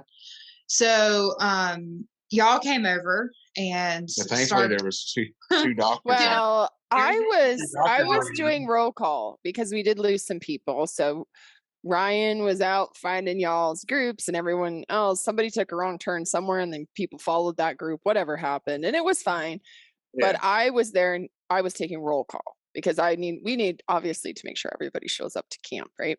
So I was taking roll call, and I come over, and Taylor's sitting like behind a tree, like hiding back behind this tree in the campsite. And I'm like, are you doing okay? You're like, I'm fine. And you have this look on your face like, I'm not fine. But you're like, I'm fine. I'm fine. And I'm like, okay. And then I left and got some more. And then I came back, and you were cramping. That's when you were starting to cramp. And so how fortunate were you? Dr. Corey is there, who's an ER doctor. And he's so calm, cool, and collected with all this kind of stuff because he works in the ER. He's used to trauma. And so he comes over and starts asking important questions related to, are you having this symptom? And then we just decided that you were having elevation, and like you needed to go down out of elevation, and you needed to get hydrated. You were dehydrated, and then elevation was exacerbating this. And so we got the side-by-side over to you. Yeah. And I did not reluctantly loaded you in, and you were not happy about it. And then Matt said, well, I'm not staying up here. I'm coming down with you. And then you sort of threw a fit at that because you were upset that he was coming down to the house, and you didn't want him to miss his experience. Right. So the goal was to get there, to camp, to have that experience. I'd never done that at that elevation, after a big hike like that, I've never experienced that. I just heard stories from him and his hunts and everything, and from doing the previous summits that, that's what they did. And I was like, I want the full experience. That's what we came here for. That's why you brought me, to show me a little bit of your world and how it is. And so I did not want to leave. I would rather had stayed there and felt the way I did than to get on the Polaris and go back down to elevation or out of elevation. I felt like I had ruined his trip from him wanting to go with me. I knew he wasn't going to stay. Mm-hmm. It started to set up the tent, but I think in the back of his mind, he was like, we ain't staying up here. I had it up. I was inflating the pads because when you said she sat down behind the tree, when I see that look on her face, it's like, I know just to leave it. Give her some because there's nothing. I knew she needed to be by herself at that moment because that's It's just what I do. It's what I do. Like if I'm mad or if anything's bothering me, like I just hunch down and I'm like, I just take care of it. Like I was gonna be there. Try to be calm and collected, and I couldn't take care of it. The cramps were too severe. Like it was miserable. It seriously felt like someone had stuck a knife in my leg and like filleted it. It was horrible. It's horrible. So y'all got in touch with Matt. He came over and he's like, I have the tent up. Like, do you want to go lay down? And y'all were like, no, I think she needs to get out of elevation and we'll just get back up tomorrow. Because when you come down from camp, they have the archery course, and that's what I was really looking forward to doing. Was archery course. She wanted to shoot 3D. And wake up. Down the mountain. I was going to have coffee on the mountain and have all of that experience. And then I was so upset that Matt couldn't have that experience either with his friends and stuff, or that we couldn't have that together. That being the first trip that we had done together. So I was really bummed and really upset and mad at myself almost just for something I couldn't even control. I probably could have hydrated better, but I still don't think that would have been enough for that kind of hike and me not being that. Yeah. And the exertion. Because I pushed myself. I was proud. I was hard on myself. So proud of her for that day. She didn't realize it that day, but I could see that she was crushing it. She was pushing. And I had that goal, and I was gonna finish. I think she proved to herself that she's capable of more than she thought she was. Well, we had to do a little bit of that positive self-talk to her to get her into the Polaris, because we were like, you did it, you had the mountain, it's okay, like you literally you live in the Carolinas, like this is a huge deal. And you were like, this is the hardest thing I've ever done. And I was like, well, you just crushed the hardest thing you've ever done, like congratulations, but we need to get you off the mountain so your legs can stop cramping, because at that point it kind of becomes critical. And so we, it's been a learning curve for us too, but it's been great having Dr. Corey there because he can help us mitigate some of these instances. If people tell us, that's the other thing. Sometimes people don't tell us they're having problems, right? And then they creep up like later on in and we find out, like you would have hid behind the tree. And if I hadn't been walking around, because Ryan wasn't going to be walking around looking for people. Like he was looking for people to make sure everybody came to camp. But I was walking around the camp counting heads. And maybe had I not done that, Matt would have stayed away from you because you had that look on your face. And then we were not staying on the mountain. Yeah. I was going to drive the side-by-side back down.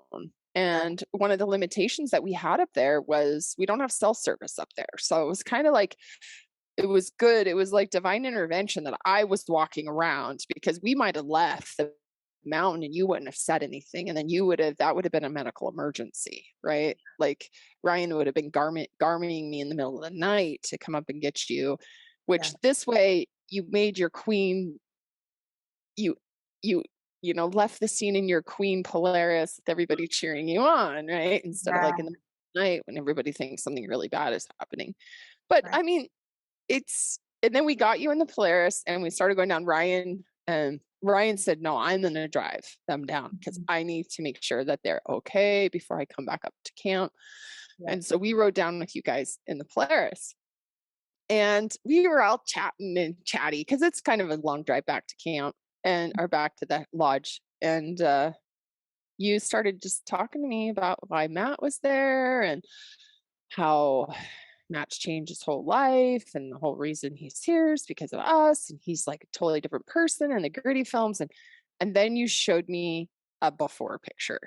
And I wouldn't even pick that guy out on the street and said it was the same person, because I'm hoping that you will send me a really awesome current before and after picture so that I can put this on the podcast and people can actually see the difference, because this is a funny thing. And I don't mean to interject on your story. I just thought this funny. So my cousin, her husband came, and he was on the elk thing. And he came and stayed with me the day before, or like she dropped him off. They were in an RV in town. And so she dropped him off with me. And then he drove up there with me on the first day. And he says to me, yeah, I saw that, that I was at Stone Glacier, and there's this, that big jacked up dude, that's muscly guy with the huge arms. And I go, who? And he's like, I don't know his name. He's all jacked up, super ripped. You know him? He's coming to the summit. He said he was here last year, or he's come for 2 years. And I was like, I know who you're talking about. And he's like, oh, well, he was at Stone Glacier, and he went into this whole story. It was you. He was talking about you. He ran into you at Stone Glacier, the big jacked up muscly guy, with the huge arms. And I was like, okay. But when I saw the before picture that Taylor showed me, I was like, what? Oh my gosh, it's totally two separate, totally people. And even you, Taylor, look totally, you guys look amazing. It's crazy. Yeah. And it was like one of those diet products that people sell, and they have the like before picture, and then they have the after picture. And I was like, oh my gosh, you guys need to be on the podcast. And then after that, Matt was kind of like, I don't know about that. He was like, I don't think so. And I was like, oh, well, you don't have to be. He didn't say that, but I could just kind of tell. Again, back to that whole idea of men not wanting to share the things because, the embarrassment around it or whatever. But that's when I got the story. And unfortunately, did not get to camp on the mountain that night and drink coffee on the mountain that morning. Didn't we drive you up that morning though? The next morning? She stayed with y'all. I stayed and help cook all morning. Yeah, you took me up, and I shot. That's right. I took you up. Tyler and them. Yeah, but you guys got like a bedroom and a bed. You got to take a bath. We made you take a bath, and so you got the other luxurious side of it, which I think was awesome. And there was definitely no failure on your part at all. And that could have happened to any one of us. I mean, that could have happened to me even living here. If I wasn't hydrated enough, I've had days like that where I feel really, really bad. And I've had altitude sickness, and like just sometimes it's just the luck of the draw, really. But that's where we came to start talking about this. And I want to say that I know, just being in the medical profession in general and working in medicine where I'm trying to help people really like make changes for the long term, how hard it is in today's culture. It is really, really difficult. There's not a lot of support for it. And truth be told, whatever diet plan you want to do or program you want to buy or motivation that you have, like coming to the summits or watching gritty films or whatever, what intrigues me is the people that make the choice and they stick to it. And that's why I think like I was so excited to have you guys on the podcast, because that's the hardest part, is the dedication. And the realization that there's really no program. It's just consistent every day. Yeah. Like you said, it's life now. Exercise is life. Movement is life. Eating healthier is life. Having better friendships and people around you that support and love the things that you do. It's just a consistent job. And I think that's what excites me is when I see people do this without like a medical team and without like, special things, and you're just making the mindset change. Mhm. And that's why I feel like your story was so empowering.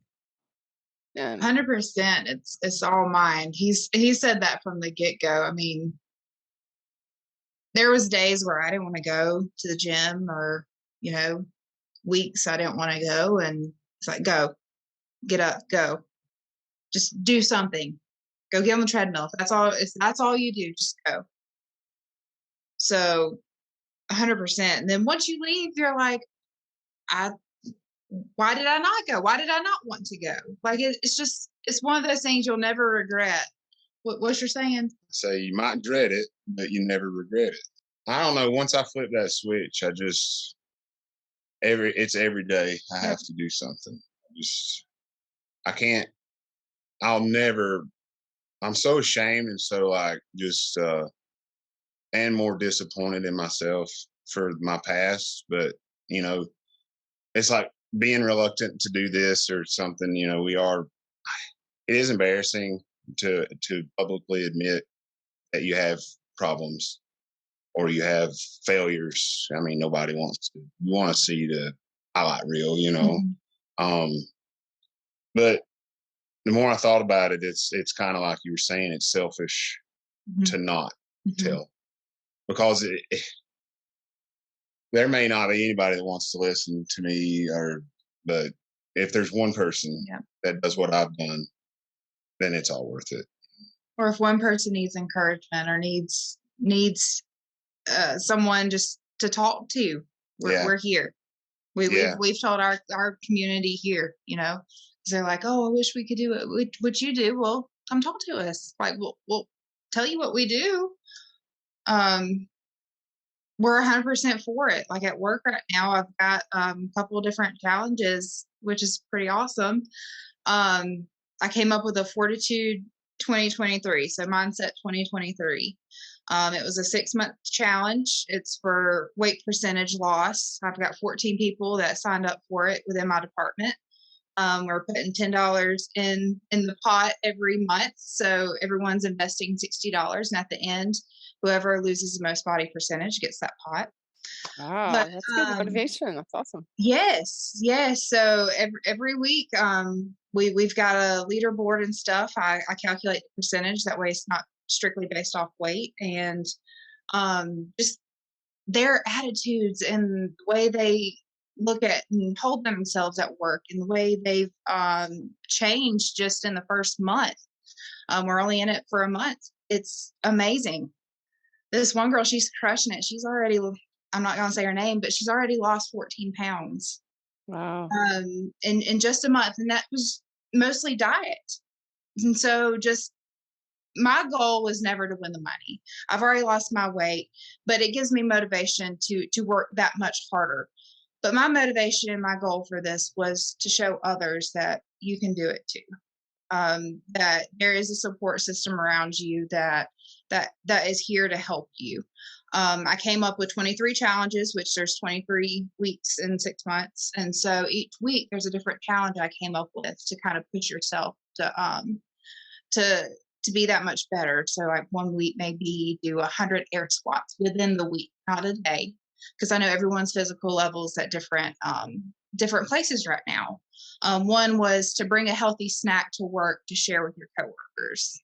Another one was do a 5K within this week,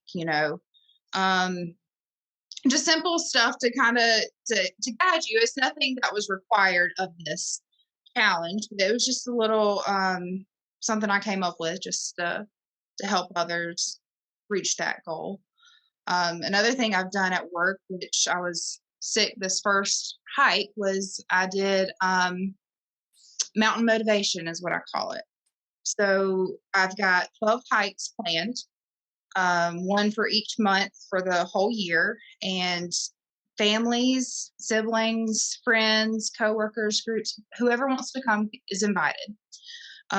We do it every third Sunday of the month, and we'll have a destination waterfall that we'll go to. We are surrounded by so many different Oh, that's areas cool. and hikes and waterfalls around here. And we'll have a devotion when we get there, something that's been on my heart or on someone else's heart. We'll just have a little devotion once we get to the waterfall, and then we'll hike out. Most of the hikes aren't but maybe 3 miles at the most round trip. Some of them are easier than others. But I tried to keep, the easiest ones on the list so that anyone could do them. But it's just little things like that to get people off their phones, off social media, and out in nature. And I'm a hunter. We hunt, and that's where I find peace, is out in the woods. That's where I love to be.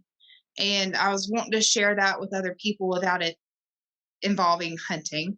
And I figured hiking would be the easiest way. You're exercising, you're gathering with friends in a closed setting, you're experiencing God's nature, you're out in a beautiful area that we take for granted. And so with my journey and how I have lost my weight, like, I just want to be an encouragement to others. Because we get it all the time. Wish I could do what you do. Wish we could, be like y'all. Y'all are the power team, the power couple, and it's like you can. So those were two things that was heavy on my heart last year towards the end of the year, and this year I finally decided to come up with something and make it happen. So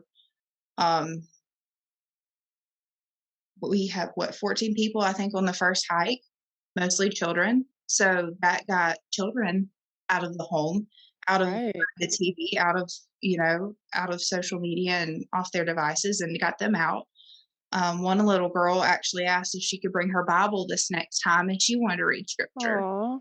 So just whatever small impact we can make or encouragement we can be, we want to be that. We want to do that for people.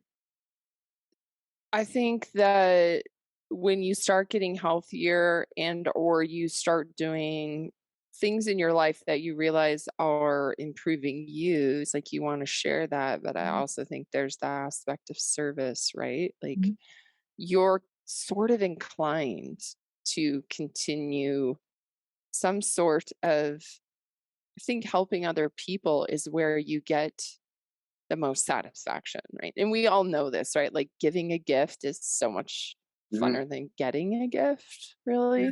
And it's that feeling that you get. It's the dopamine. You like get all the good neurotransmitters when you do that, but it's the oxytocin and all the things that make you bond with people and feel happy about it. And service, giving back, I think further motivates you because now you're doing these challenges. And so that motivates you to keep doing what you're doing. And then seeing your motivation is going to motivate other people. And that just builds on that. And so that's that whole idea of service, right? And that's awesome. I think those are great ideas. Oh my gosh. Like the queen here. That's great.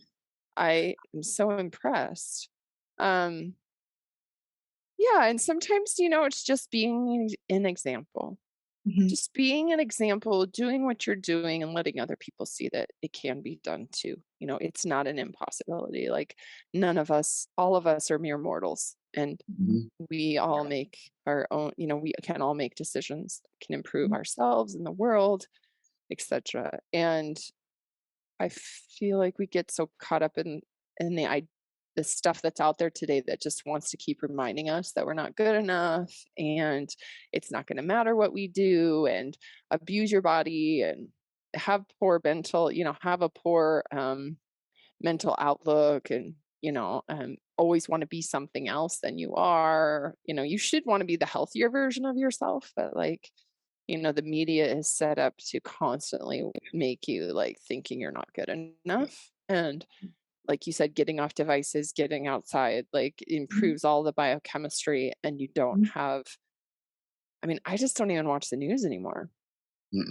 I literally like know nothing about what's going on. I feel like every time I see something, I just get stressed. Like the last time I looked at the news, like there was an earthquake in Turkey, and I know people in Turkey. I've been to Turkey. I have friends there. So it's like I check in with people, but like that just stresses me out. Like and then it's just everything negative. So I just tell people, like, if you can do one thing, stop looking at that stuff. Yeah. Right. Because unless it's in your local community and it's affecting you right here where you're at, like that's probably what you should be most involved with. But on a daily basis, it's those daily activities in our space that keeps us, healthy. I think so many outside influences to just push us over. So that's awesome.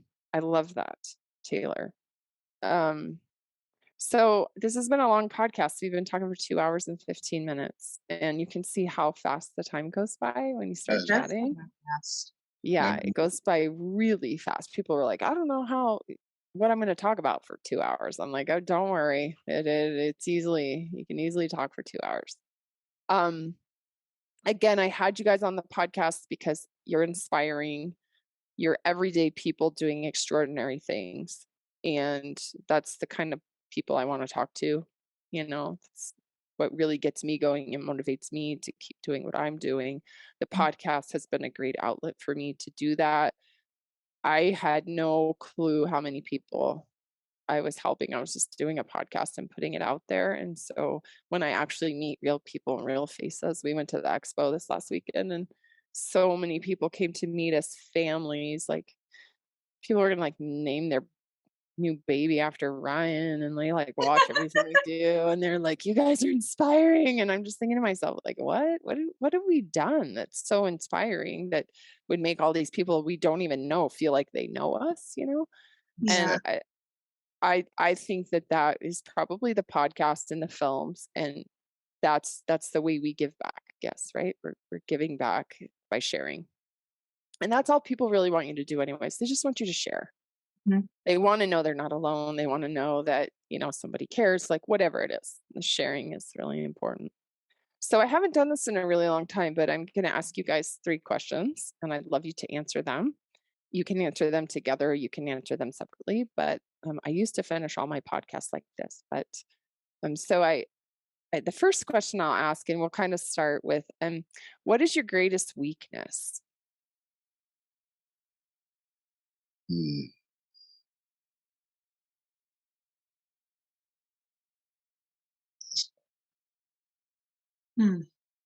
You guys must be super healthy, because you know what? Everybody, they got lists of weaknesses. They can list, and you guys I was about to say, yeah, we go down different. I was thinking just in general. I'm thinking like big picture. Like, whoa, I haven't thought of this one.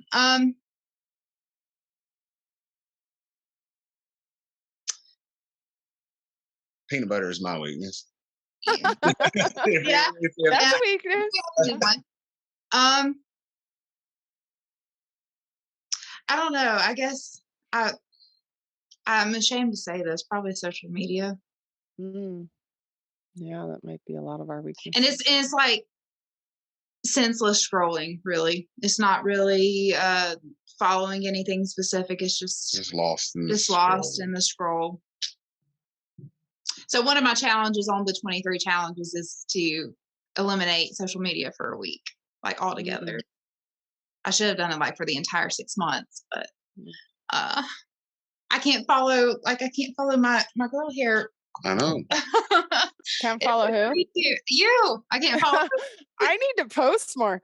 I post COVID, I went on some weird I hate social media banter, and it's impossible for me to even try to do stuff anymore. But that might be one of my goals. My weaknesses is I have decided I didn't want to do social media, but now I realize like I want to do the positive things. My weakness lately has been that I just don't want to do it. And anyways, so, well, you can still follow me. You can follow everybody but me for that week. No, you can just me, not everybody. Sorry, I had that backwards. But yeah, I would say that's social media. A better answer than peanut butter would be maybe being hard on myself, or not giving myself enough credit, maybe.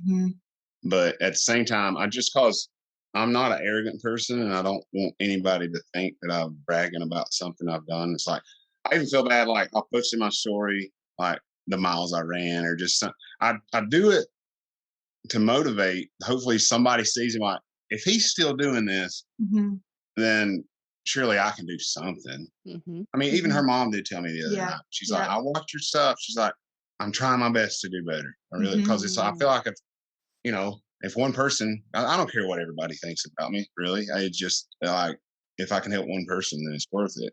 I used to feel like stupid, I guess, for posting stuff like that or telling people about it because who am I to give anybody advice from their life in? But I just know what works for me and what I've done and how much work it takes. And just the compliment you've gotten from losing what you have and sticking with it. But it's still hard. Sometimes it's hard for me to believe in myself, I guess, believe that I'm actually doing what I'm doing, I don't want to feel arrogant about or sound arrogant or, like I know everything. I'm some fitness guru or I'm just, you just do. I came from, you do what from works the, for you. I was beat down pretty much in the worst possible place I could be. And I crawled out of that slowly. And there's hope for people. And, I just hope I can do my part. I would agree with his. I need to give myself a little more credit. Yeah, I would agree. I'm like, honey, like you did a 5K or he did 80 miles. He ran 80 miles. Not that many. I've been hurting lately. I'm dealing with some nagging injuries and I can't. I have done 0 miles in January, running miles. This guy here did 80 running miles in January. I usually get 100, 120 a month. That's not that many still. That's okay. So that's still way better than 10% of the population is doing. So that's what I'm getting. He doesn't give himself enough credit for what he does. Like you do extraordinary. Here's the thing is like there will always be somebody better than you. There's always going to be somebody who runs more than you, who's more hardcore than you. There's always going to be somebody smarter than you. There's always going to be somebody more beautiful than you. There's always going to be somebody like blah, blah, blah, blah, blah. Right? But if you don't start somewhere and you don't do it, you'll never, if you use that excuse never to do it, then you won't start. And in your case, like really, and Ryan said this to me for our whole marriage, is like, I'll be like, I don't have anything to talk about. Nobody wants to listen to what I have to say. I mean, why is anybody going to want to talk about this stupid health thing? Like, it's going to be boring. And he's like, or they're going to fact check me. That's the whole thing nowadays. Everything's going to be fact checked. Everybody's going to fact check me. And I don't even want to start because then I'm going to get fact checked. And then I'm going to be, and he's like, you know more than like 99% of the population. Like who is fact checking you? Like so that would be my weakness too, is I feel the same way. It's kind of like an imposter syndrome, right? Like, and everybody has that. Even the most dedicated people that are hardcore that are doing it, somewhere in their life they have imposter syndrome. And I can completely sympathize with you because I have the same thing. Even with this podcast, I think of all the things I could talk about and then I go, no, people are going to probably think that's boring, or no, that might be a little too emotional for people. Oh no, that's going to be too brainiac for people. Oh no, that's good. I mean, I literally have 50 thoughts like that a day. Oh, I should podcast on this topic. No, nobody will want to listen to it. And the whole point is like, who's fact checking me? Who's listening to me? Who cares? Like, I'm going to talk about what I want to talk about. If you don't want to listen to it, don't listen to it. See, that's my other it's my angel and my devil over here. My devil's like, no, you don't want to do that. No. And my angel's like, who cares? Do what you want. Talk what you want about. And you know what's crazy is the podcasts that I think are going to do like the worst, that I think I have imposter syndrome with, that I feel like, oh, I shouldn't be talking about this. They're the most listened to podcasts. They're the ones everybody comments to me. Yep. Like the Hunting Wise podcast I did a long time ago, and this whole thing about, relationships. And I just thought, geez, none of these guys are going to want to listen to this because they're all in denial anyways that they even have this problem. And I can't even tell you, it's still the number one podcast. People come up to me, and families and wives and husbands, and like, And I thought it was just me bearing my soul and it was going to be so embarrassing. Like, why am I doing this? Why am I even talking about this topic? And I'm now thinking about doing a rebuttal to that because it's such a huge topic. Like, I need to expand on it, but then I do the same thing like you. Like, well, really? Do I really need to do that? So that's a hard one. That's even a hard one for me. It's so easy for me to get into other people's problems and try to help them. Right. And then when I try to get into my own about my own blocks on things, it's easy for me to just like, no, just, ignore it. So you're not alone there. You're not alone there. But that's why I made you do this podcast. Right. Okay. Yeah. Now tell me your greatest strengths. Consistency. Consistency. Good one. I won't stop. Mm-mm. No matter what. No. Nothing has stopped. I mean, I could be stopped. I've had a lot of setbacks through this. This has not been easy. Like I talk about, all you got to do is get up and go work out and eat right and do all that. But I've had a lot of other issues I've had to deal with as well, and it's like roadblock after roadblock that I just get so beat down and discouraged, and you never stop. And so yeah, I'm persistent. Mm-hmm. You don't take the time for yourself sometimes to realize that. She's asking about strength there, not. No. See how we just transfer back to weaknesses. Here comes more weaknesses. That's our nature. Go back to the weakness. Yeah. Yeah. So persistence and consistency. Great. That's how you keep something like this going. Even when you don't want to do it, you have to be consistent and persistent. Persistent. And nobody gets through anything if they don't have that. Yeah, like medical school's like that, work is like that, like there's hard things you just do and you may not want to do it. And I feel like diet and exercise, those might be people's hardest things, right? The consistency, the everyday hill climb that you never get to the peak and then you get to go down the hill. You're just always constantly climbing, right?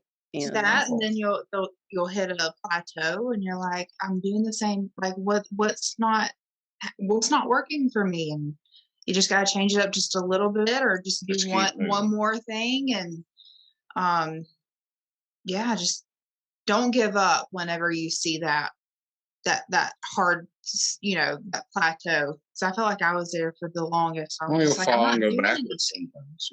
I'm not doing anything different. And he's like, that's your problem. Just add something different with your routine. Add one more thing at the gym. Do another 10 minutes or so on elliptical or treadmill, whatever, and just see how that changes things. I don't know what one of my strengths would be. You? I'm your strength. Having you. Good answer. Oh, it's almost Valentine's Day. I think this is such a perfect Valentine's Day podcast. Well, no, that is somebody in our life that we really look up to and that motivates us, right? Like that's a strength. Yeah. I probably wouldn't be in the shape I'm in right now if it wasn't for you. I worship this. I will say this, like we've had our ups and downs, and everything happens for a reason. I've always believed that. I've always said that, and I'm thankful for our journey. I wish it could have been a little different, but you know what? If it was, who's to say we would be sitting here now in the position we're in? But I'm thankful for those hardships because I really do think that helped us as a couple. You have to go through hard stuff to appreciate good things. And even to this day, I mean, what do we fight about? I mean, nothing really. I mean, just it's. Yeah. I mean, I don't have. Team. Yeah. So I think what I notice in my own relationship and in others' relationships, I deal with a lot of middle-aged men and a lot of middle-aged women, and middle age is an interesting time because a lot of cases you kind of have to go back to yourself, like your kids are grown and you may not have the distractions that you had when you were younger. And I think one of the biggest thing people regret is that they didn't have closer bonds with the people in their life because they were too busy doing something else or making money, or they had maybe they even had closer relationships with people they worked with all day long than they did with their families. They don't have the relationship with their children that they maybe could have fostered. They don't have the marriage that they thought they would have at that age. And a lot of it is personal choice of like giving in, giving up, realizing nothing's perfect, listening to each other, paying attention to each other and to each other's needs. That's a big one that gets missed. So sometimes in these like behaviors that people have, like even if they're trying to get healthy, right? Like you, Matt, like you've got your schedule, you're persistent, you're consistent, and you're going to do it no matter what. So like everybody else better get out of your way because you're going to like do it, right? If you're not outside of that persistence and consistency, like doing the work with the people closest in your life, right? Like if that was running your life and that was your whole life and everything about that was it, and you weren't giving Taylor the attention she needed and your daughter the attention she needed, and you know what I mean? Like there would be problems there. And yeah, you're getting healthy, right? Like you're getting healthy and you look better and you've lost the weight and all that, but you kind of slowly lose that the emotional piece of being healthy as well, because the people around you aren't getting nurtured. They're just seeing it as like he's all about himself, right? So there's this weird, I feel like, balance that goes on with like being selfish and not being selfish. We need to be selfish. It's really important because you need to do the things that you need to do to be healthy. But in those struggles or in those pursuits or whatever, like, are you forgetting other people in your life and what they're doing so that you can do that? Are you not paying attention to them? Are you not giving them that? And then also, are you not getting that? Are you running away? Are you doing all this because the person in your life is not giving you the attention either? So I see that so much in middle age where people kind of wake up and they're like, yeah, this is not what I expected. Like and so they start getting goals and stuff outside of the relationship and outside of the marriage, and then that can become a problem too. So like if you guys can be healthy together and you can enjoy doing healthy things together, and you're also doing the things you need to do, in your daily life, and you're accepting each other, that's, I think, a huge strength, because a lot of relationships don't have that. And I feel like that's the main reason why relationships break down, right? It would be like you, Matt, if you were still married to your ex-wife and you were losing all this weight and getting healthier, and she was like, and she didn't care, and she was putting you down for it, and she was like, whatever, right? Or if Taylor was doing this to you, you wouldn't be quite as happy as you are now, because you don't have the support of somebody doing it with you, trying to be healthy themselves and emotionally like understanding where you're at. And I find it's probably one of the biggest reasons people don't succeed either, is because they don't have the space to change like that, and then they just give up.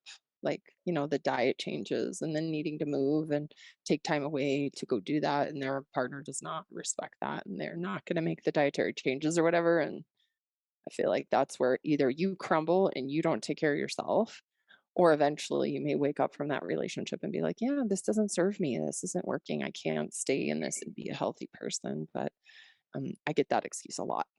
Like, oh, my husband will never eat like that. I can't cook like that. My husband will never eat that. And I'm just like, so you're not going to change your health because your husband won't eat that food? Okay. So I think that a are good racing with couples, like if they do split, one, or they get in the gym after they split. It's like, why didn't y'all do that together while y'all were together? Like, Yeah, you see it all too often. That's It's a hard weird. to. Isn't that a weird? That's a weird neural pathway that we build, Mhm. or we get so comfortable that we stop doing those things, and then when we lose that relationship, all of a sudden the spark goes that, oh, I need to go do that. Want And to I look think good it's and feel because good we again. realize, Yep. yeah, I want to feel good, or like you realize, like maybe you are a fat slob and nobody's gonna like you if you're never gonna be in another relationship again. But there's that weird motivation after a divorce and breakup where people go start taking care of themselves, but they wouldn't do it in the relationship. Mhm. That's always been an interesting brain function to me, but I don't know. Okay, Yeah, so for you to be strange. able to love someone else, I feel like you have to love yourself, and you have to find yourself, like your true self, because Yeah. we both did, and Yeah. that's when everything started clicking, and that's when everything started like working out for the best for us. Really, Yeah. I mean, again, those micro decisions. Yeah. Okay, so last question. What are you guys most grateful for? To be sitting here right now, like just In this moment, just be here today. Just health. Obviously, got things trying to take care of and still fix, but I can't fix. And I've said like was 3 years, almost 4 years now. Like what took almost 40. You can't. That's another piece of advice too. Like you can't fix it overnight, but you can fix it or make it better. At least some things you can't. The damage is done. But Right. just thankful to be here. Just um, every day's a blessing, and I don't want to waste any of it. Like I don't. She asked her about my opinion of waste. Oh man. I'm always like want to be doing something for a benefit. Like there's no downtime. And that's probably what I went back to the weakness. Yeah, that's a flaw. I don't rest enough. He doesn't rest enough. He doesn't give himself that time to heal and to woosah. He always feels like there's something around here that needs to be done. There's always something to do. I can't just sit here. I feel like I wasted so much of my life just being just a glutton, alcoholic, just a waste of time, a waste of space. And I wake up every day with the intention of kicking my own butt. Like, get up and do something. Yeah, I get up every day out of bed and kick my own butt. And just, well, that will motivate people. Hopefully, when people listen to this will motivate people for them to do that as well. Like, sometimes we just need to get up and kick our own butts. Yeah. Like that. We're the only people who can kick our own butts. It's so easy to point fingers like, oh, it's me. I had a hard childhood, or I don't have any money, or it's my back hurts or my knee hurts. I hear it so much, like, I can't run like you. My back hurts. It's like, well, if you walking actually helps back pain in most situations. Movement helps pain. Like I can't sit still. I start hurting. Movement lubricates your joints. It's just to be able to function. It's just baby steps. Like you don't have to be a full out. Yeah, you don't have to be hardcore. Like go hardcore. You have to start somewhere. I had to start somewhere. Just like we've suggested to a couple of people, just walk a lap a day for a month, a week. See how that does for you, and then increase it to 2 laps. I mean, baby steps. Just to get movement and make it like a purposeful movement. Don't count work walking from the cafeteria back to your desk, or don't make that your walk for the day. It has to be a purposeful walk. That's when you're gonna get the most benefit. And I'm horrible at this. He stretches for an hour every evening or more, but just stretch. I mean, our bodies are actually incredible at what they can do. And most of the time your brain is what tells you not to do something or oh, that hurts, so let's stop doing it. Or, like when you're at that point in the gym where you're like, oh, I'm done, 10 reps.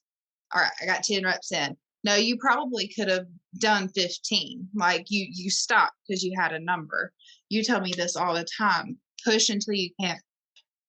Yeah, go to failure. Go to failure. So our brains has a lot of influence on what we do and how we feel, and like you said, just blaming it on other things. Just we trick ourselves into not doing something when we're fully capable of doing anything. Mm-hmm. It's just what you put your mind to accomplish. Mm-hmm. What changed me was finally that taking ownership. It's like, you're laying here in this hospital bed and it's nobody's fault but yours. I'm talking to myself. It's like, this is your fault. Nobody's coming. Nobody's saving you. So you can lay here and die or live a miserable life if you do make it through this. Or you can go do epic stuff, So, and it really is that easy. There is a magic pill. It's called work. Mm-hmm. If you want something, you gotta go get it, Yeah. And you just gotta want it bad enough. Yeah, I think some of us are blessed with the curse of not being afraid of hard work. In some cases, it can, be kind of maddening for other people in our lives. But I am a big believer in, I think it depends on what your hard work is doing. So in your life, it's obviously benefited you. You've changed. You're going to be healthier. You're going to be around for your wife and your daughter.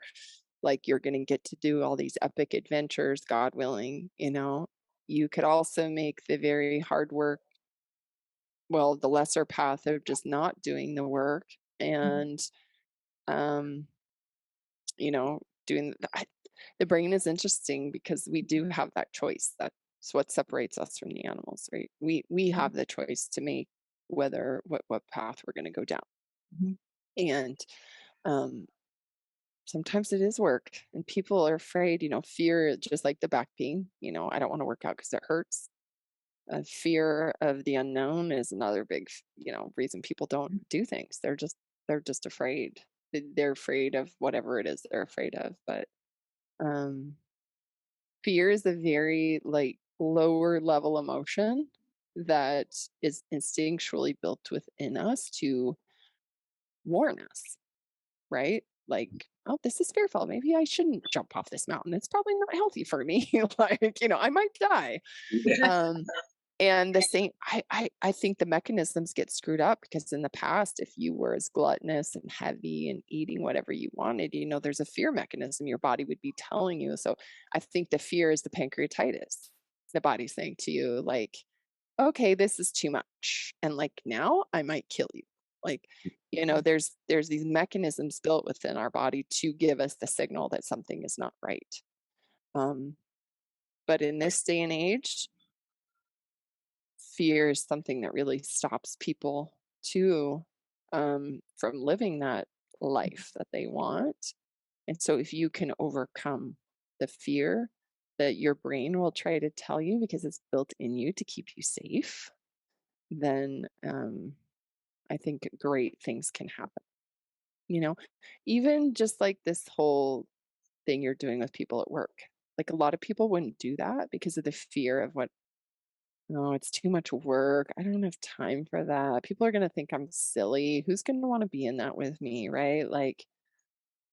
And then you did it and you overcame that. And now you're this is exciting. This is awesome, right? So that fear, overcoming that fear is okay, one more notch in your belt, basically. But, I am really grateful that you guys came on here finally.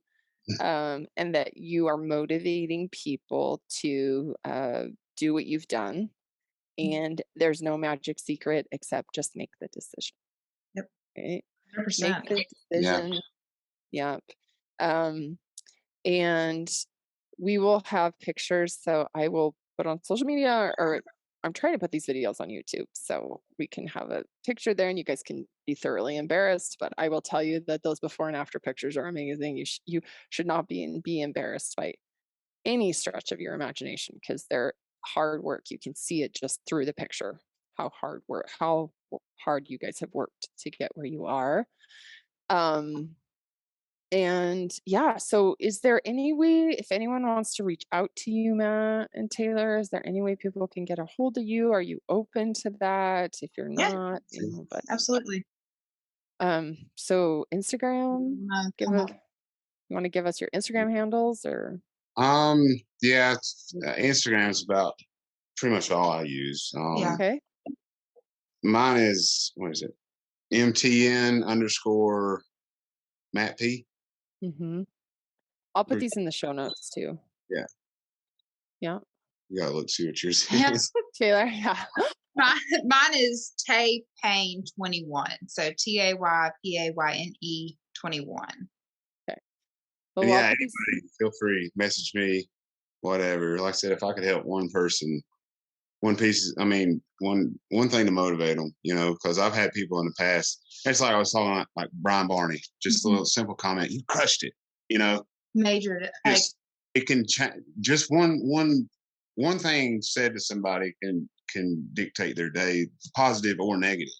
That's another thing. When you see somebody people are embarrassed to try to change their lives sometimes. They don't want to go to the gym because they feel like they're out of shape, they're fat, or they don't look good, and they're being judged. They don't know what they're doing. Just positively motivate them, say something nice. That was like yesterday. There was a gentleman at the gym. He was over in the corner doing deadlifts. And I was done doing a circuit that I did with a friend from work. And I was leaving. I had my headphones in and he stopped me and he was like, "Hey, were you over here doing legs, earlier?" I was like, "Yeah." And I had my headphones in and he was like, "I am so sorry if I bothered you by screaming." He was like, "I just got a PR." And I was like so excited about it. I was like, "I had headphones in. I didn't hear you. It's okay, dude." I was like, "What was your PR?" And he was like, "It was 235. And I gave him a fist bump. I was like, "That's awesome, man." It just showing a little bit of interest, like lit his face up. He was like, "Whoa. What?" Yeah. Like he didn't expect that. He was coming to apologize to me. And I told him, I was like, "This isn't Planet Fitness. You're fine." Yeah. And he kind of got a laugh out of that. And I gave him a fist bump and he was like, "Yeah," and I was like, "Keep it up, dude." And you never know what kind of, compliment like that could do to someone. I've had people come up to me and say stuff like, "I've seen you in here and you've really changed." Like, thanks. Like, that's my goal. That's what I'm hoping. Some days I don't feel it. I don't feel it at all. I'm like, "Oh, I feel like I've gone backwards." But just having that one person come up to me and say, "Hey, wow, like I noticed you, keep it up." It goes a long amazing. ways. Mm-hmm. It goes a long ways. It does. Awesome. Okay, guys. Well, I'm going to let you go. Have your Sunday. I really appreciate you being here. Thank you. We will see you again this summer at the Western Hunting Summit. Yeah. So you guys are coming to one, and I'm not sure what the setup is, but you're also helping at one. Yes. Can't forget which one. I think the first one. But we have almost got our place figured out, and once we do, we'll announce it and I'll talk to you guys. We've been slow on the ball because we have a lot of details. This year's been a little bit more difficult with getting those details done, but it's going to be super epic again. I'm excited. Almost 2 weeks in Montana this June. I'm ready. We are so sad when June is over. I know. We have to say goodbye to everybody. We are too. It's like a big family, and we encourage people to come that need motivation. We encourage motivating people to come to help our community, share their stories, bring your children. This year we're doing any kids over 9 can come to either camp, because the family camp last year, the kids killed it. They did the archery course. They did everything their parents did. We were like, okay. Yeah. And bring your your father and your mother, or whoever, women, please come. We have more and more women coming every year, some by themselves, some in couples. And I highly encourage you, even if you don't hunt, ladies, we have a great archery course. There's no hunting in this. We're not hunting anything. We're doing archery. There's maybe some shooting of rifles, depending on where we are.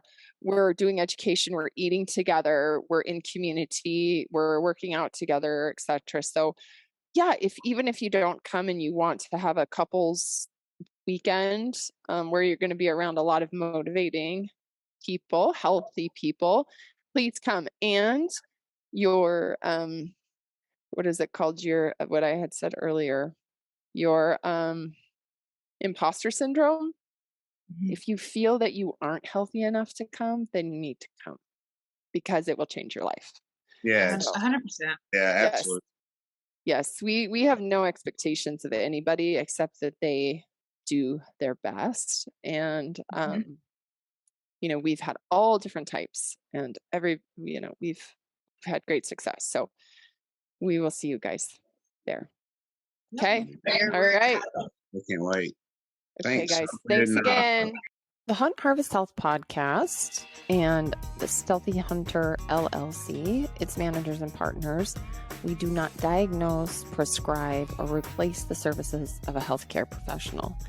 This podcast is not to be used as a substitute for medical advice, diagnosis, or treatment of any health condition or problem, and any questions regarding your health should be addressed to your primary care physician or other healthcare provider. Remember, I am a doctor, but I'm not your doctor.